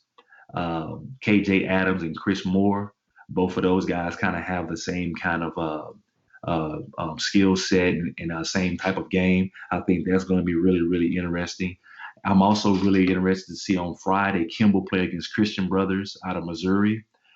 Kimball has a sophomore that a lot of people are really, really high on, named Ontario, who's a sophomore who has a lot of Power 5 school offers right now. And he's going to play against Caleb Love on Friday in the Thanksgiving Hoop Fest. So we'll really be able to see, where he's at. And I've been told by Big E and the rest of the crew that the kid's going He's ready for this light and he's ready for this game. So I'm really excited to see, what he can do. Another game on Friday night that I'm excited to see is Lancaster versus Prolific Prep. Lancaster's backcourt is really, really exciting with Wade Taylor and Mike Miles.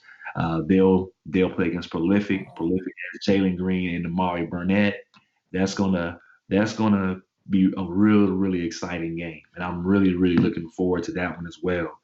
On Saturday, probably one of the games that I'm really excited about is 2 games. I'm excited about the Argyle girls versus Lee Magnet girls. Argyle is a really, really good basketball program. I think they won the last 4 or the last 5 straight state championships here in Texas. And Lee Magnet, they're a school right outside of Baton Rouge, and they just recently won the state championship. And they have a loaded team as well. Another game that's going to keep everybody at the Sandra Meadows Arena and probably make everybody late getting to the AAC is Christian Brothers versus Booker T. Washington. Like I said, Christian Brothers has Caleb Love, who's going to North Carolina. Booker T. Washington out of Tulsa has Bryce Thompson that just recently committed to Kansas. So that's 2 top 20 guards, that are going to be going up against each other in a high level game that I'm really looking forward to. Just the whole event, I'm really excited about. Out of the top 20 players in the country, 10 of them will be in the event in the 2020 class. And that's not even including the underclassmen that are all highly ranked, as well as some of the best teams in the country as well. Man, you got me fired up. And now I usually get down there in the evening, on Friday evening, come through there on Sunday. Now Glenn done messed up my whole Thanksgiving weekend, Hatter. I got to go and sit down there and get down there early Friday now so that I can get some of this action all day long. 10 games at the Thanksgiving Hoop Fest, and that's going to be at the Sandra Meadows Arena on the campus of Duncanville High School. And, the state champion, Duncanville High School, rightfully so. And we mentioned all 4 state champions are playing in the event, because Dallas-Fort Worth did win all the state championships last year. So 6 state champion. Then we got 5A Timberview, we got Faith Family, and we got Madison. So we got 4 state champions in Texas playing in the event. We won 4 of them. The crown. One thing we do know. We know there's no way they're going to win 4 this year, and that's so we know that much, right, Glenn? Tomato, tomato. All right then. That's what I'm talking about. That's definitely. So is this your best field ever for the Thanksgiving Hoop Fest? This will be the deepest field I've had since Flower Mound Marcus played Yates. And that was just a few years ago, right? That was Marcus Smart's senior year. Yeah. So he did it's about 5-6 years ago, maybe. Just a few years ago. So congratulations on getting this done, because I know a lot of the elements out there, it's always feel like, they're looking and looking and hating and wishing against you and throughout the whole year. Then when it comes time for this event, they'll dust themselves off and act like ain't nothing happen and come walk there and smile and cheese and want to get for the hospitality room. Who gonna be the referees up there, Glenn? Because Walter Yates talking about they gonna be cheap. Huh? Okay. So when Yates plays Montverde on Saturday night, we'll have a crew that did the state championship game last year out of San Antonio. Okay. Smart. Yeah. So what I did was I had a guy who does the referees, and I had certain criteria that I wanted for the referees for this event. And I wanted to make sure that all those boxes were checked off, and I didn't want any favoritism or anything like that. I think I've never had an issue with refs, but I do, if I'm going to present this as a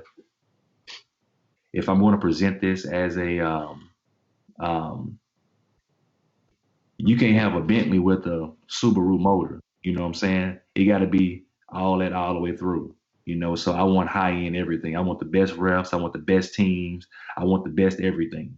and then that kind of goes into the presentation that I'm giving and the product that I'm putting on the floor. And so what's the end game? So what's after this? You said January, February when you start looking for teams. So now teams already calling for the following year for 2020?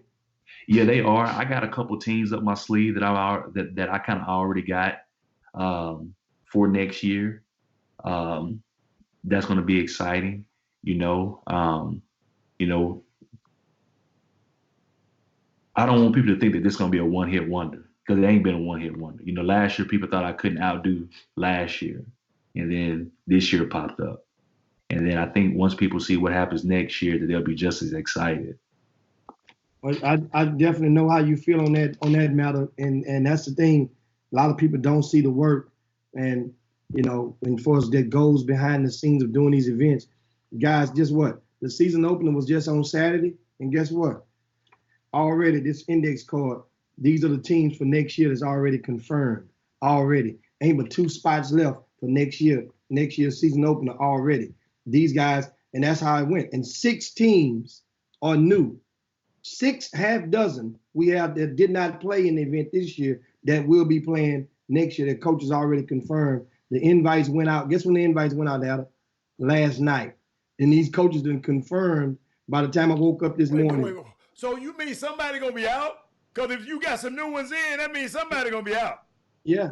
Okay. Yeah. And by the time they realize they out, we'll be filled all the way up. And I said, Coach, ain't nothing I can do about it. Coach, by the time, that's how you do it. I'm just giving you a piece of the game. Once again, this index card is already circled with the team that's already committed and for next year. And we have 6 new teams in there. And that's how you gotta do. You gotta keep moving. Yep. So Glenn, I'm quite sure he's gonna come back and hit a home run again next year. The thing is the support factor. Guys getting there, and the security, you're gonna have security down, Glenn. Oh yeah. I'm have security. I'm having the people with the guns. I'm having the police department. I'm not taking no chances. The security be right. But see, here's the thing though. I've never had any issues at the Hoop Fest. It's always been a real good environment. People, basketball enthusiasts just come and they just enjoy themselves. People talk smack to each other, and then after that, we all go to Thibodeau's, what I'm saying, or something like that. It's never that kind of environment. And then at the AAC, they rolled out the red carpet for me. So it's going to be like, it's exciting, man. I'm not going to lie to y'all. And I'm excited that they reached out. I'm excited it's there. They don't let us up in there too often, if ever, so I want to put a good product on the floor. I want to have a good turnout, and then right now I feel like we're going to have a really good turnout, and we're going to have some really good games all over Dallas. And definitely that's going to take place next weekend at the Thanksgiving Hoop Fest, guys, off the chain. So now we're moving on, Glenn. Let's shift a little gears and talk a little college basketball right now. And what are your thoughts on the early collegiate season 2 weeks in? Man, I haven't really been watching, to be honest with you, man. I've been so engulfed with this Hoop Fest and trying to get these ticket situations and stuff like that right, that the only game I really watched was the Champions Classic. Maxey, you watch Maxey? Yeah, I watched Maxey. That was the only game I've had the opportunity to watch. I think after the Thanksgiving weekend is normally when I kind of dive in and start watching all the games, the teams I've been fans of, the players I like, the ones from Texas, the one from Dallas, the ones from Houston, and just the coaches that I'm cool with. I like to see their teams do well as well. And of course, speaking of Kentucky, we were talking in early this morning on our Chop Shop feed. Kentucky had a tough one last night against Utah Valley, a single-digit win against Utah Valley as well, and they only played 7 players. Only 2 players off the bench got into the game. Also, speaking of DFW, I want to give a shout-out to Jayla D, former Kincaid High School star who's transferred from Ohio State to TCU. He received word from the NCAA on yesterday that he was eligible and made his debut last night for TCU in their home win. And AD played 9 minutes. 9 minutes of action he logged in that game. And Jimmy, I just want to talk about that a little bit because they got another dude, I think, on the team. I think his name Michael Potter.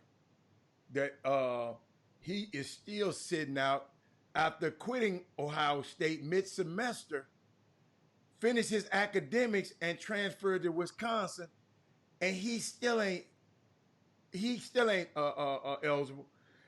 Jayla D finished out the season and transferred to TCU, and he's ruled ineligible. He's ruled eligible. Man, what in the hell do the NCAA? Glenn, do you know some of them folks? Yeah, you know some of them folks. What in the what? I don't think they have a. I think the problem with the NCAA is that there's no set criteria that we know that they go by. Okay. I think it should be just like cut and dry or expose why you, or maybe I shouldn't say expose, or maybe you should release why this player was denied and why they were accepted. Okay. Because the same energy that they have for one event promoters to be transparent, they should be transparent as well. You know, because for them, it isn't like the NCAA is supposed to be like a nonprofit or something, but they for profit. You can see their books. That don't mean you can see their business. You can see the government can look at their books. Being a nonprofit, you can't. They not to disclose how they make decisions. But I want you to piggyback on that one too, Jimmy, because Jesse Washington, who was on our show, it was an article came out about transfers, and he said in I'm talking about even in high school, he said, in my opinion, and what y'all think about this, high school students should be allowed within reason to transfer for athletic intent, the same as kids who transfer for opportunities in music, theater, science, debate, and other pursuits that help them get into college and a career. Why is sports treated so differently? Because sports generate so much money. In high school? All sports. I'm talking about in high school. Yeah, sports in high school generates money, but it's also the biggest form of free advertisement for that school district, and that community. So that's why they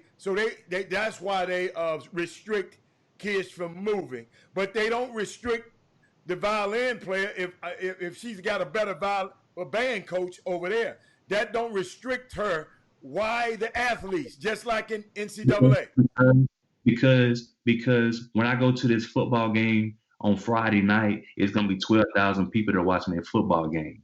It may be 12 people watching that little violin girl play. Yeah. But in some of these basketball games, and some of these football games I've been to where nobody in them stands. But them ain't the schools with the issues.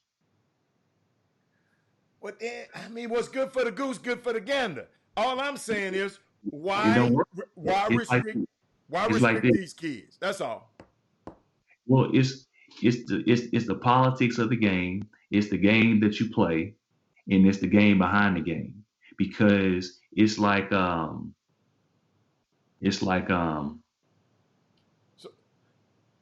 if this little kid wasn't any good in sports and he transferred to Duncanville, and even though everybody and their mama know that he transferred not even Duncanville, just any school, and if this kid isn't any good and then he transfers to a school and everybody knows that he doesn't live in that district, nobody's going to care. But if this other kid had a legitimate reason to move into this district and he actually moved, he's going to be the one that gets questioned. He's the one that's going to have the DEC meeting. He's the one that's going to have his stuff sent down to the UIL. That's what I'm talking about. It seemed like you okay with that. So you probably okay with the way the NCAA are doing it too, or you're not okay with it? I'm not okay with it. That's why I just said that it should be like some form of transparency. Okay, and then you said something about 20,000 people at a stadium, right? So that's an economic benefit for the school, not Right. for the kid.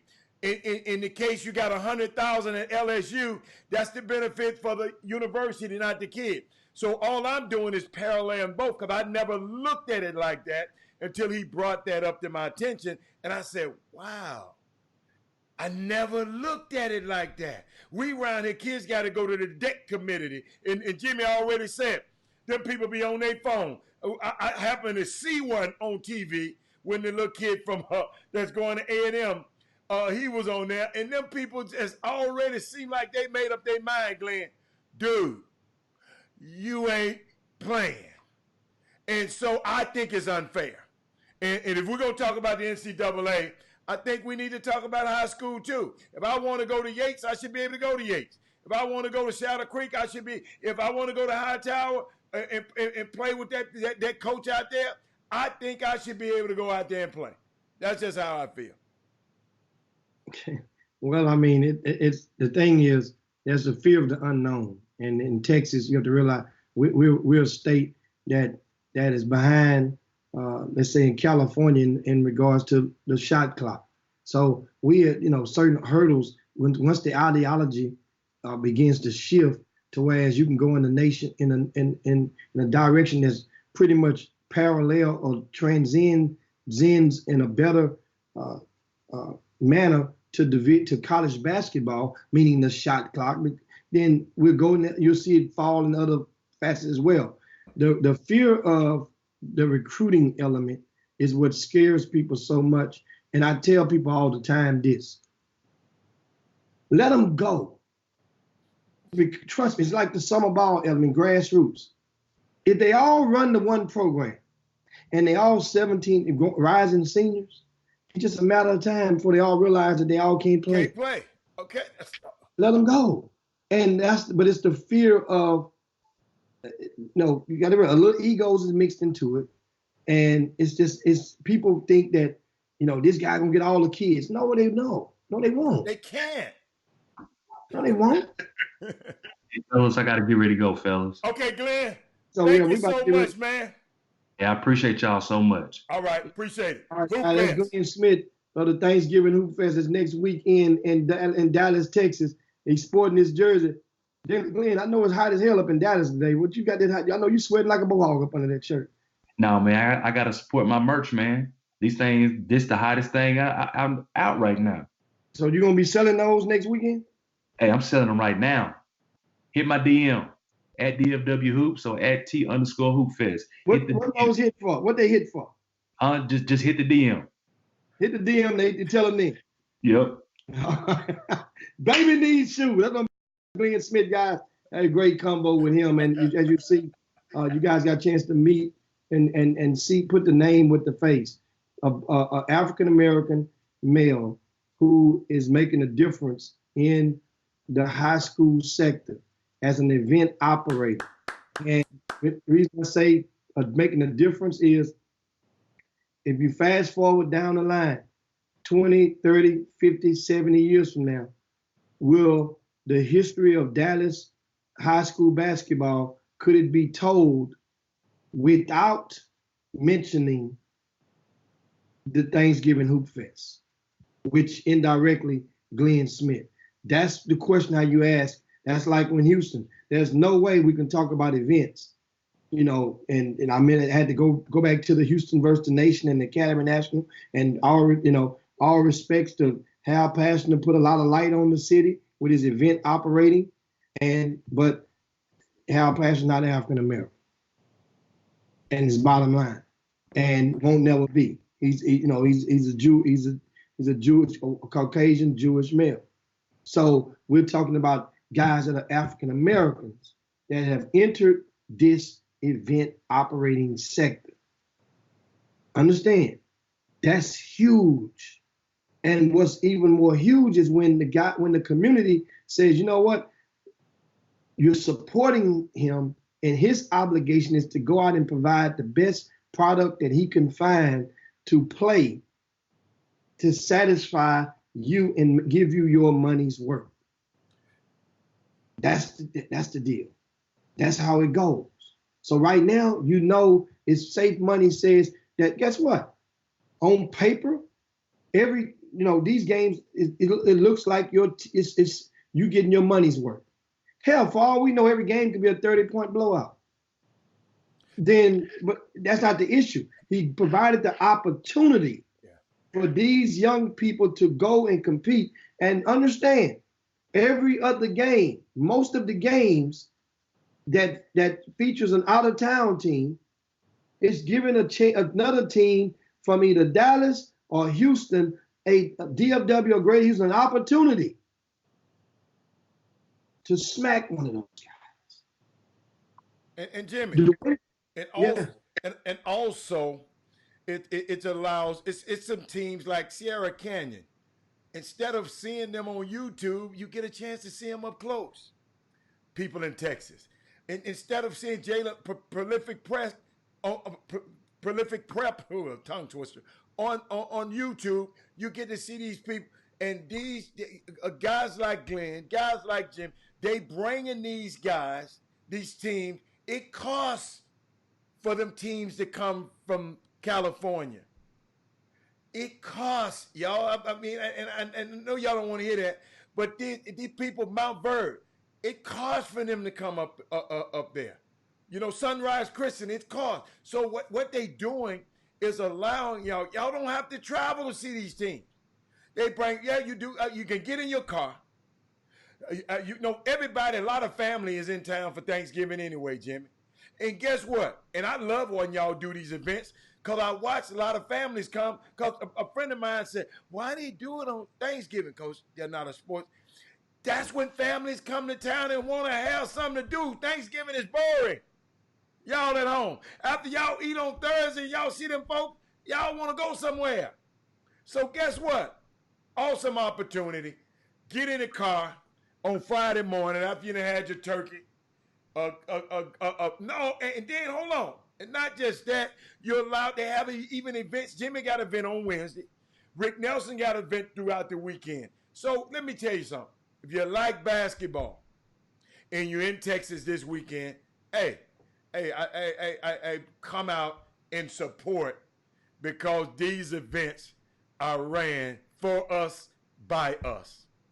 And let's support them so they can keep it up. And that's the truth. And that's so once again, we expect to talk with Rick Nelson soon for his event will be in Houston. Everybody doesn't have the resources to get up to Dallas and watch those games. But let me tell you something. Rick Nelson has a pretty doggone good card taking place down in H-Town. Yeah. A pretty good card. I'm dead serious, guys. Yeah. He has a good lineup that's going to be intact. And I was looking at the schedule in the magazine.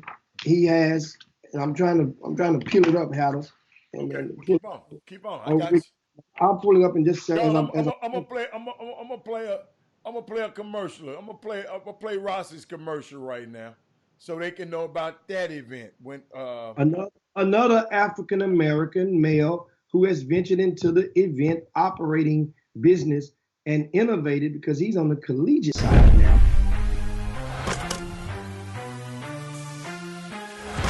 What's up, basketball fans? Rossi Karen here with U Sports Group. I want to take the time to officially invite everyone out to the Battleground 2K19, December 18th, here at the Toyota Center. The Battleground 2K19 will be one of college basketball's premier events of the season, featuring Big 12 powerhouse Baylor Bears as they take on the UT Martin Skyhawks. The defending Mountain West champions and preseason top 25 ranked Utah State Aggies will go head-to-head with the South Florida Bulls. And the Pac-12's Oregon State Beavers will battle Conference USA favorites, the UTSA Roadrunners. The background for this triple header will be the Athletes Against Abuse initiative. Athletes Against Abuse is a children's rights campaign created to inspire athletes to use their talent, notoriety, and influence to bring awareness to child abuse in our country. The A3 initiative will utilize this basketball platform to blend sport and service. For more information on the Athletes Against Abuse initiative or to purchase your tickets to the Battleground 2K19, visit battleground2k.com. So, join me here at the Toyota Center, December 18th for the Battleground 2K19.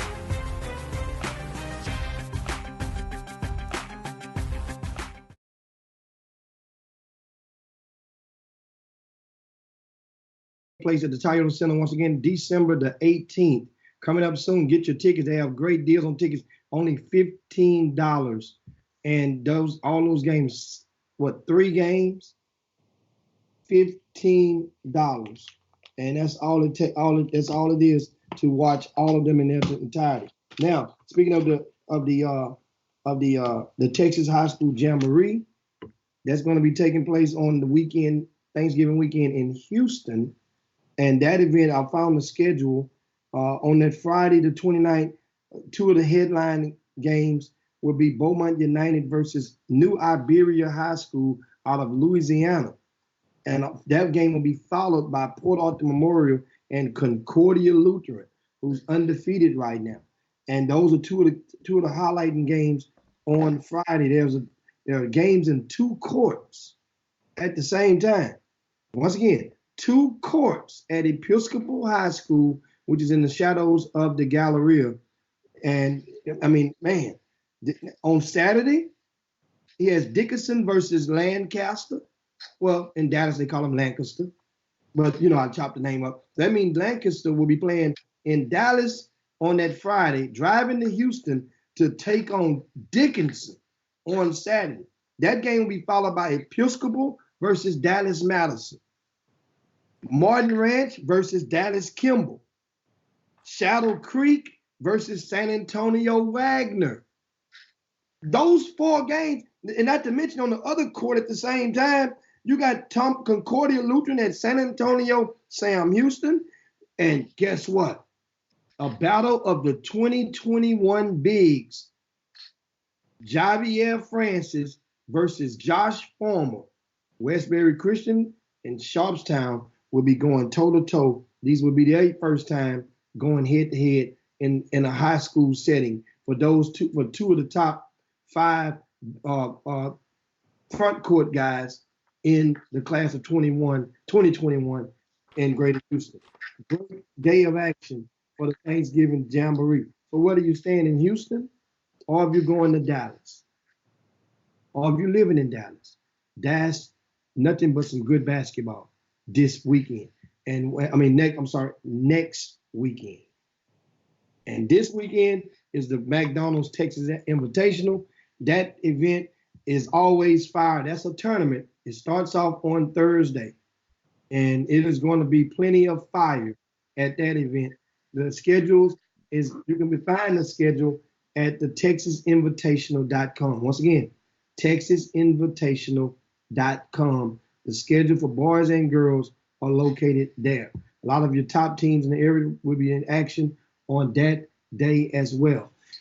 We had a lot of stuff that we want to talk about. We wanted to get a good combo in with Glenn, which we did. And he got a chance to answer a lot of the questions that were hanging and clouding out there and clarify a lot of the stuff that, that people probably, that way you got to hear stuff directly from the horse's mouth. So thanks to Glenn Smith for providing that intel to us. Howard, what you got before we get ready to land this thing? Yeah, man, I'm good. We'll save a lot of stuff for tomorrow because we got it's Women Rock Wednesday tomorrow. I didn't have nothing pressing that I wanted to talk about today. It's I had more information, and it's going to take a little longer on Kaepernick situation. But I just wanted to get that thing out about the high school. And they made a comment, Jimmy. I saw this guy, Kellen Buffington. I saw a tweet yesterday, and we're going to end the show with this one. I hope it don't go too far over time. He said he was talking about it's simple. We should all be behind the players who are consistently productive, not just the ones who fit whatever agenda. Fit whatever agenda is being pushed. This state is as good as any in the country. We all going to have opinions on who's the best. Shouldn't take away from the other talents, though. Then I think Stacey came back and said that's exactly the way it need to be. What are we going to do to change the narrative? Meeting comes soon. I mean, I know it's a it's a hot button topic, but I'd like to talk about that topic. But the thing thing is, you have to realize, think about yourself. And you mentioned that their narrative or the agenda, that was the word that's used. Which fit their agenda. Yeah. If a person, most people out there in the amateur sector has or had an agenda during their opening stages. Okay. My agenda was Tag Minor. Daniel Gibson. Those were the agendas start off. And guess what? For the most part, for their high school careers, it was a home run. It was a home run, back-to-back home runs. So if it's hard to find the guys who had the agendas and say, well, agendas. I got a question though. Does this take away from, so you had those agendas with those guys, right? Does that take away from, so you couldn't praise another kid because you were so busy pushing these two agendas right here? No, you could praise them, but the thing is, a lot of people that's watching from the other side of the street will want, at some point, will demand or request that you bang the drum on the other kid with the same enthusiasm. But you're not. And that ain't gonna happen. That's not gonna happen. But you So don't have to hate on them like there's a lot hate of stuff. is a whole different thing. That's a whole different thing. If somebody tried to tell me, man, it don't be hating on. We don't be hating. We be telling the truth. Yeah, but your truth ain't always the truth. I told you the story about history and his story. That's why I tell you to tell about a man, look at his history. Don't look at his story, because his story is his story. He's going to tell you. No, you look at what he's done, not what he's telling you he's done. So I'm just, that's the thing. And I'm just trying to figure out. If you had, perfect example, you got Tag Minor, you were pushing Daniel Gibson. Did you have time to talk negative about, I mean, if I'm pushing these two guys, how in the hell I got time to be talking negative about another guy? If I'm taking care, if I'm focusing, taking care, you say you had them two bad dudes. If you focusing on them, your two dudes, I think the problem is, there's a lot of people ain't got no dudes. Jimmy. And they just out here running their mouth about everybody else's dude. So, I mean, you tell me, hey, wait a minute, you the expert. I just read it. Let me tell you something. Most of the time, remember this. Most of the time, the person who is aggressively attempting to negotiate to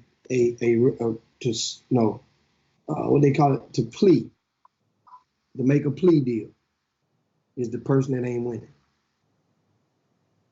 Most of the time. Okay. So if you got I find that hard. My point is, the person that's winning. What do you mean by winning? For example, let's say that Glenn's. No, we're talking about kids. Let's say the season opener, nobody never came. 5 years in a row, nobody came. Because I remember Glenn, I'm just using an example, I'm using me. Well, and all of a sudden, Rick Nelson says, Jimmy, this ain't the same, but Jimmy, this is not a good analogy. Let's lose the kid. We talking about kids. We ain't talking about business. We're not talking about businesses and people in business. In that comment, that was a thing that said, you said it toward the end, it said a meeting coming soon. That means about this narrative. No, about the narrative. Yes, that means you got to meet up. People don't have to be not winning because they want to change a narrative. I say, well, name the guy that's winning, that's trying to stop what he's doing from kicking everybody's ass to go and try to get everybody else to come and parlay them into his mix. Jimmy, maybe let me read this quote again. This ain't talking about kicking nobody's ass. No, hold up. I'm just helping you because I think you. I'm saying the guy that's kicking everybody's ass ain't gonna be putting that comment out. No. Guess what? I love how my situation is and my life is, and I agree with this. So that's not true. It's simple. We should all be behind players that are consistently productive. Not just the ones who fit whatever agenda is being pushed. This state has good as any players in the country. I mean, this state is as good as any in the country. We all going to have opinions on who is the best. Shouldn't take away from the other people's talent, though. This ain't got nothing to do with nobody winning. This ain't had nothing to do with nobody losing. This ain't had nothing to do with you having an event 5 years in a row. This ain't got nothing to do with that. This has got to do with you got your two players. You had it right at first, then you went on. You had Shaq Minor and Daniel Gibson. So guess what? Let's go there. So let's say you saying, ain't nobody else can play. No matter how productive these other guys are. Over here, you got yours, I guess, because you winning. So you telling everybody else them other guys can't play. That's what I got out of this situation. If another kid is consistently productive, why would a guy like you, who winning, supposedly be winning, why would you talk negative or down on those other productive kids? Adam, I think that's what I got out of that. Adam, that's exactly what I got out of that. What my response was in pertaining this to... This ain't got to do with kicking ass, though, Jimmy. Adam, once again. Okay. There's a second part of that. You stopped. Read the closing of it, the end of it. Okay. Shouldn't take away from others' talents. There was another part you mentioned earlier. You didn't mention it all. We're all going to have opinions on who is best. This state is as good. I ain't but a couple of sentences. Alan, you go to the part you mentioned that Stacey Houston said a comment. That was your closing. No. That was what my response to. It ain't nothing else that you said my response to. So only that. Okay. Stacey Houston came back and said, that's exactly the way it should be. Should be. What are we going to do to change the narrative? Meeting, #meeting coming soon. That was my response. You took the meeting coming soon and went with it. That was just a hashtag. That if it might, believe you me, I'm talking about. Jim. Stacey Houston just clarified on the timeline. I just read it. Nothing about a meeting. He says what's Buff meant. And I quoted. Let me go back and pull it up for you. You probably didn't read it. What he says, he mentions what Buff was talking about is bringing together the community. That's exactly what it's called. And I understand. I know you're saying don't nobody bring the community together unless they losing. I don't agree with that. I didn't say that. If you're winning, you ain't thinking about the community. Ain't that what you just said? No. That ain't what I said either. I said I said the adverse to that. It doesn't necessarily mean it's the total opposite. I said that a person that is winning in first place in the game is not going to normally. That's what I said earlier. Not normally. That person ain't going to be a normal person that's going to go back and stop and say, let's all get along. That's what I meant. That's what I said. That person, I'm not saying he won't do it. I say it's not likely to be that person that's going to want to go and solve it. For example, that was Marlon Lowe tried to do it. Marlon Lowe didn't do it when he was on top. in Houston. It was when he was in a valley, not at a peak. Rick Nelson, his events took a dip. Rick Nelson wasn't going to do events and other people now. Now we got events going on together. When he was on top, that's all I'm saying. I guess I got something out of this a lot more than you did. You talking about people in position of power. I feel this same way, and I don't need none of y'all for nothing. I feel this same way. So that's the point I'm trying to make. You saying it is some people who tired of people doing this. I'm tired of it. So you got one. I'm tired of it. I'm not calling no meeting, but I would like to see if a guy over here not talking in negative about another guy over there. I've always said that. But that's the way I live my life. So that's where I live my life. And I'm just a little different from somebody else. That's the point I'm trying to make. I know how y'all used to doing it. Believe you, I know how people used to doing it. But I don't think this had nothing to do with winning. This had nothing to do with Marlon Lowe. This had nothing. You addressed one portion of the tweet. I addressed another portion of the tweet. Of course, we're not talking about the same thing. You addressed one portion. I gave a brief response to that about 2 kids. I addressed everything out there was talking about the end of it, about the part about getting everybody together to go and do the kumbaya thing. That won't be the first time it's done. This not kumbaya, Jimmy. This just to shut your damn mouth.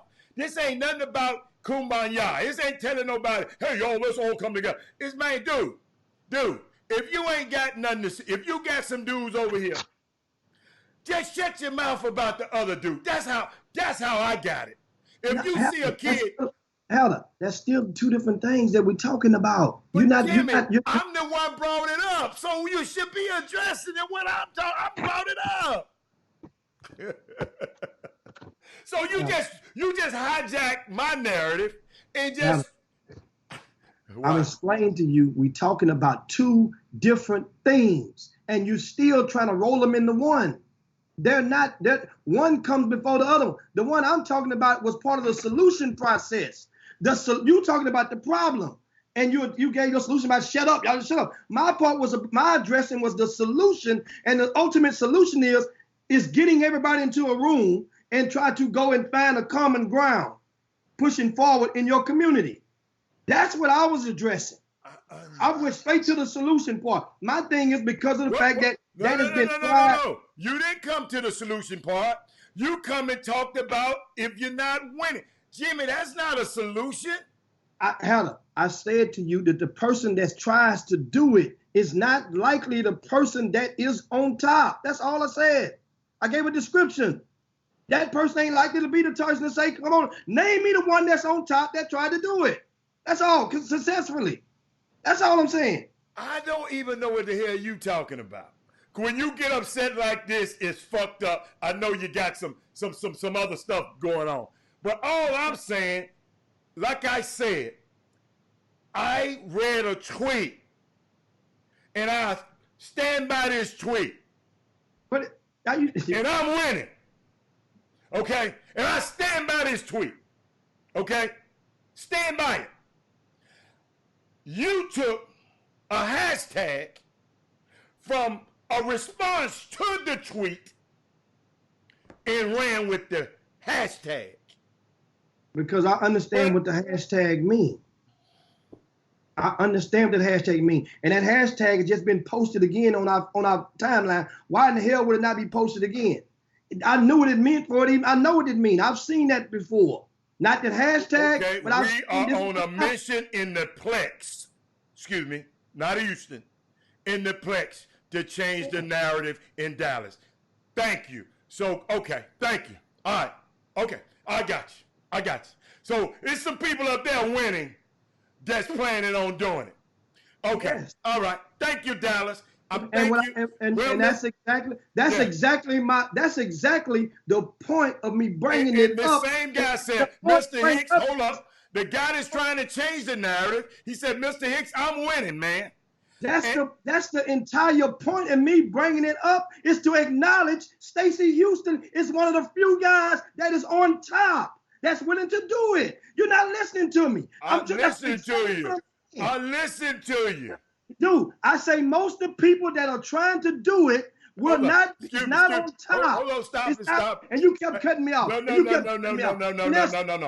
not finna let your ass get away with this. Hell no. No. That's exactly my point. No. I told you who had that tweet. I said Stacey Houston. I said his name.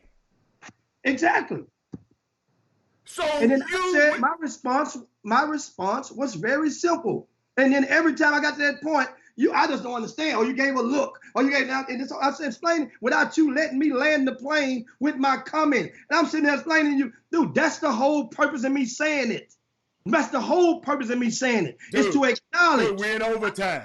You finna take me around the world. Oh, that's not that. I take everybody around the world before I hit my point home. That's part of the rope-a-dope. I do the rope-a-dope with all my stuff. Hold up. I rope-a-dope you with words, and you get tired, and I knock you out. Jimmy, you hijacking a comment I said, and you just hijacked it. Okay, but it wasn't a rope-a-dope to me, because guess what? This thing, excuse me, Jimmy, this thing don't affect me. I'm doing something Stacey, count me in. You got another winner on your damn side. Count me in. Okay? If it had to be for Dallas, then I just had to help Dallas. It's okay with me. It's okay. It's okay. I've been to the meeting. Stacey called upon me last time we done one. Guess who else was in the meeting? At the table. I was at the table in Dallas. In DFW. It's been another, Houston. Don't you know it's been more meetings since then? Not of that magnitude. Not with that many people there. I guarantee you there hadn't been one. I can guarantee that.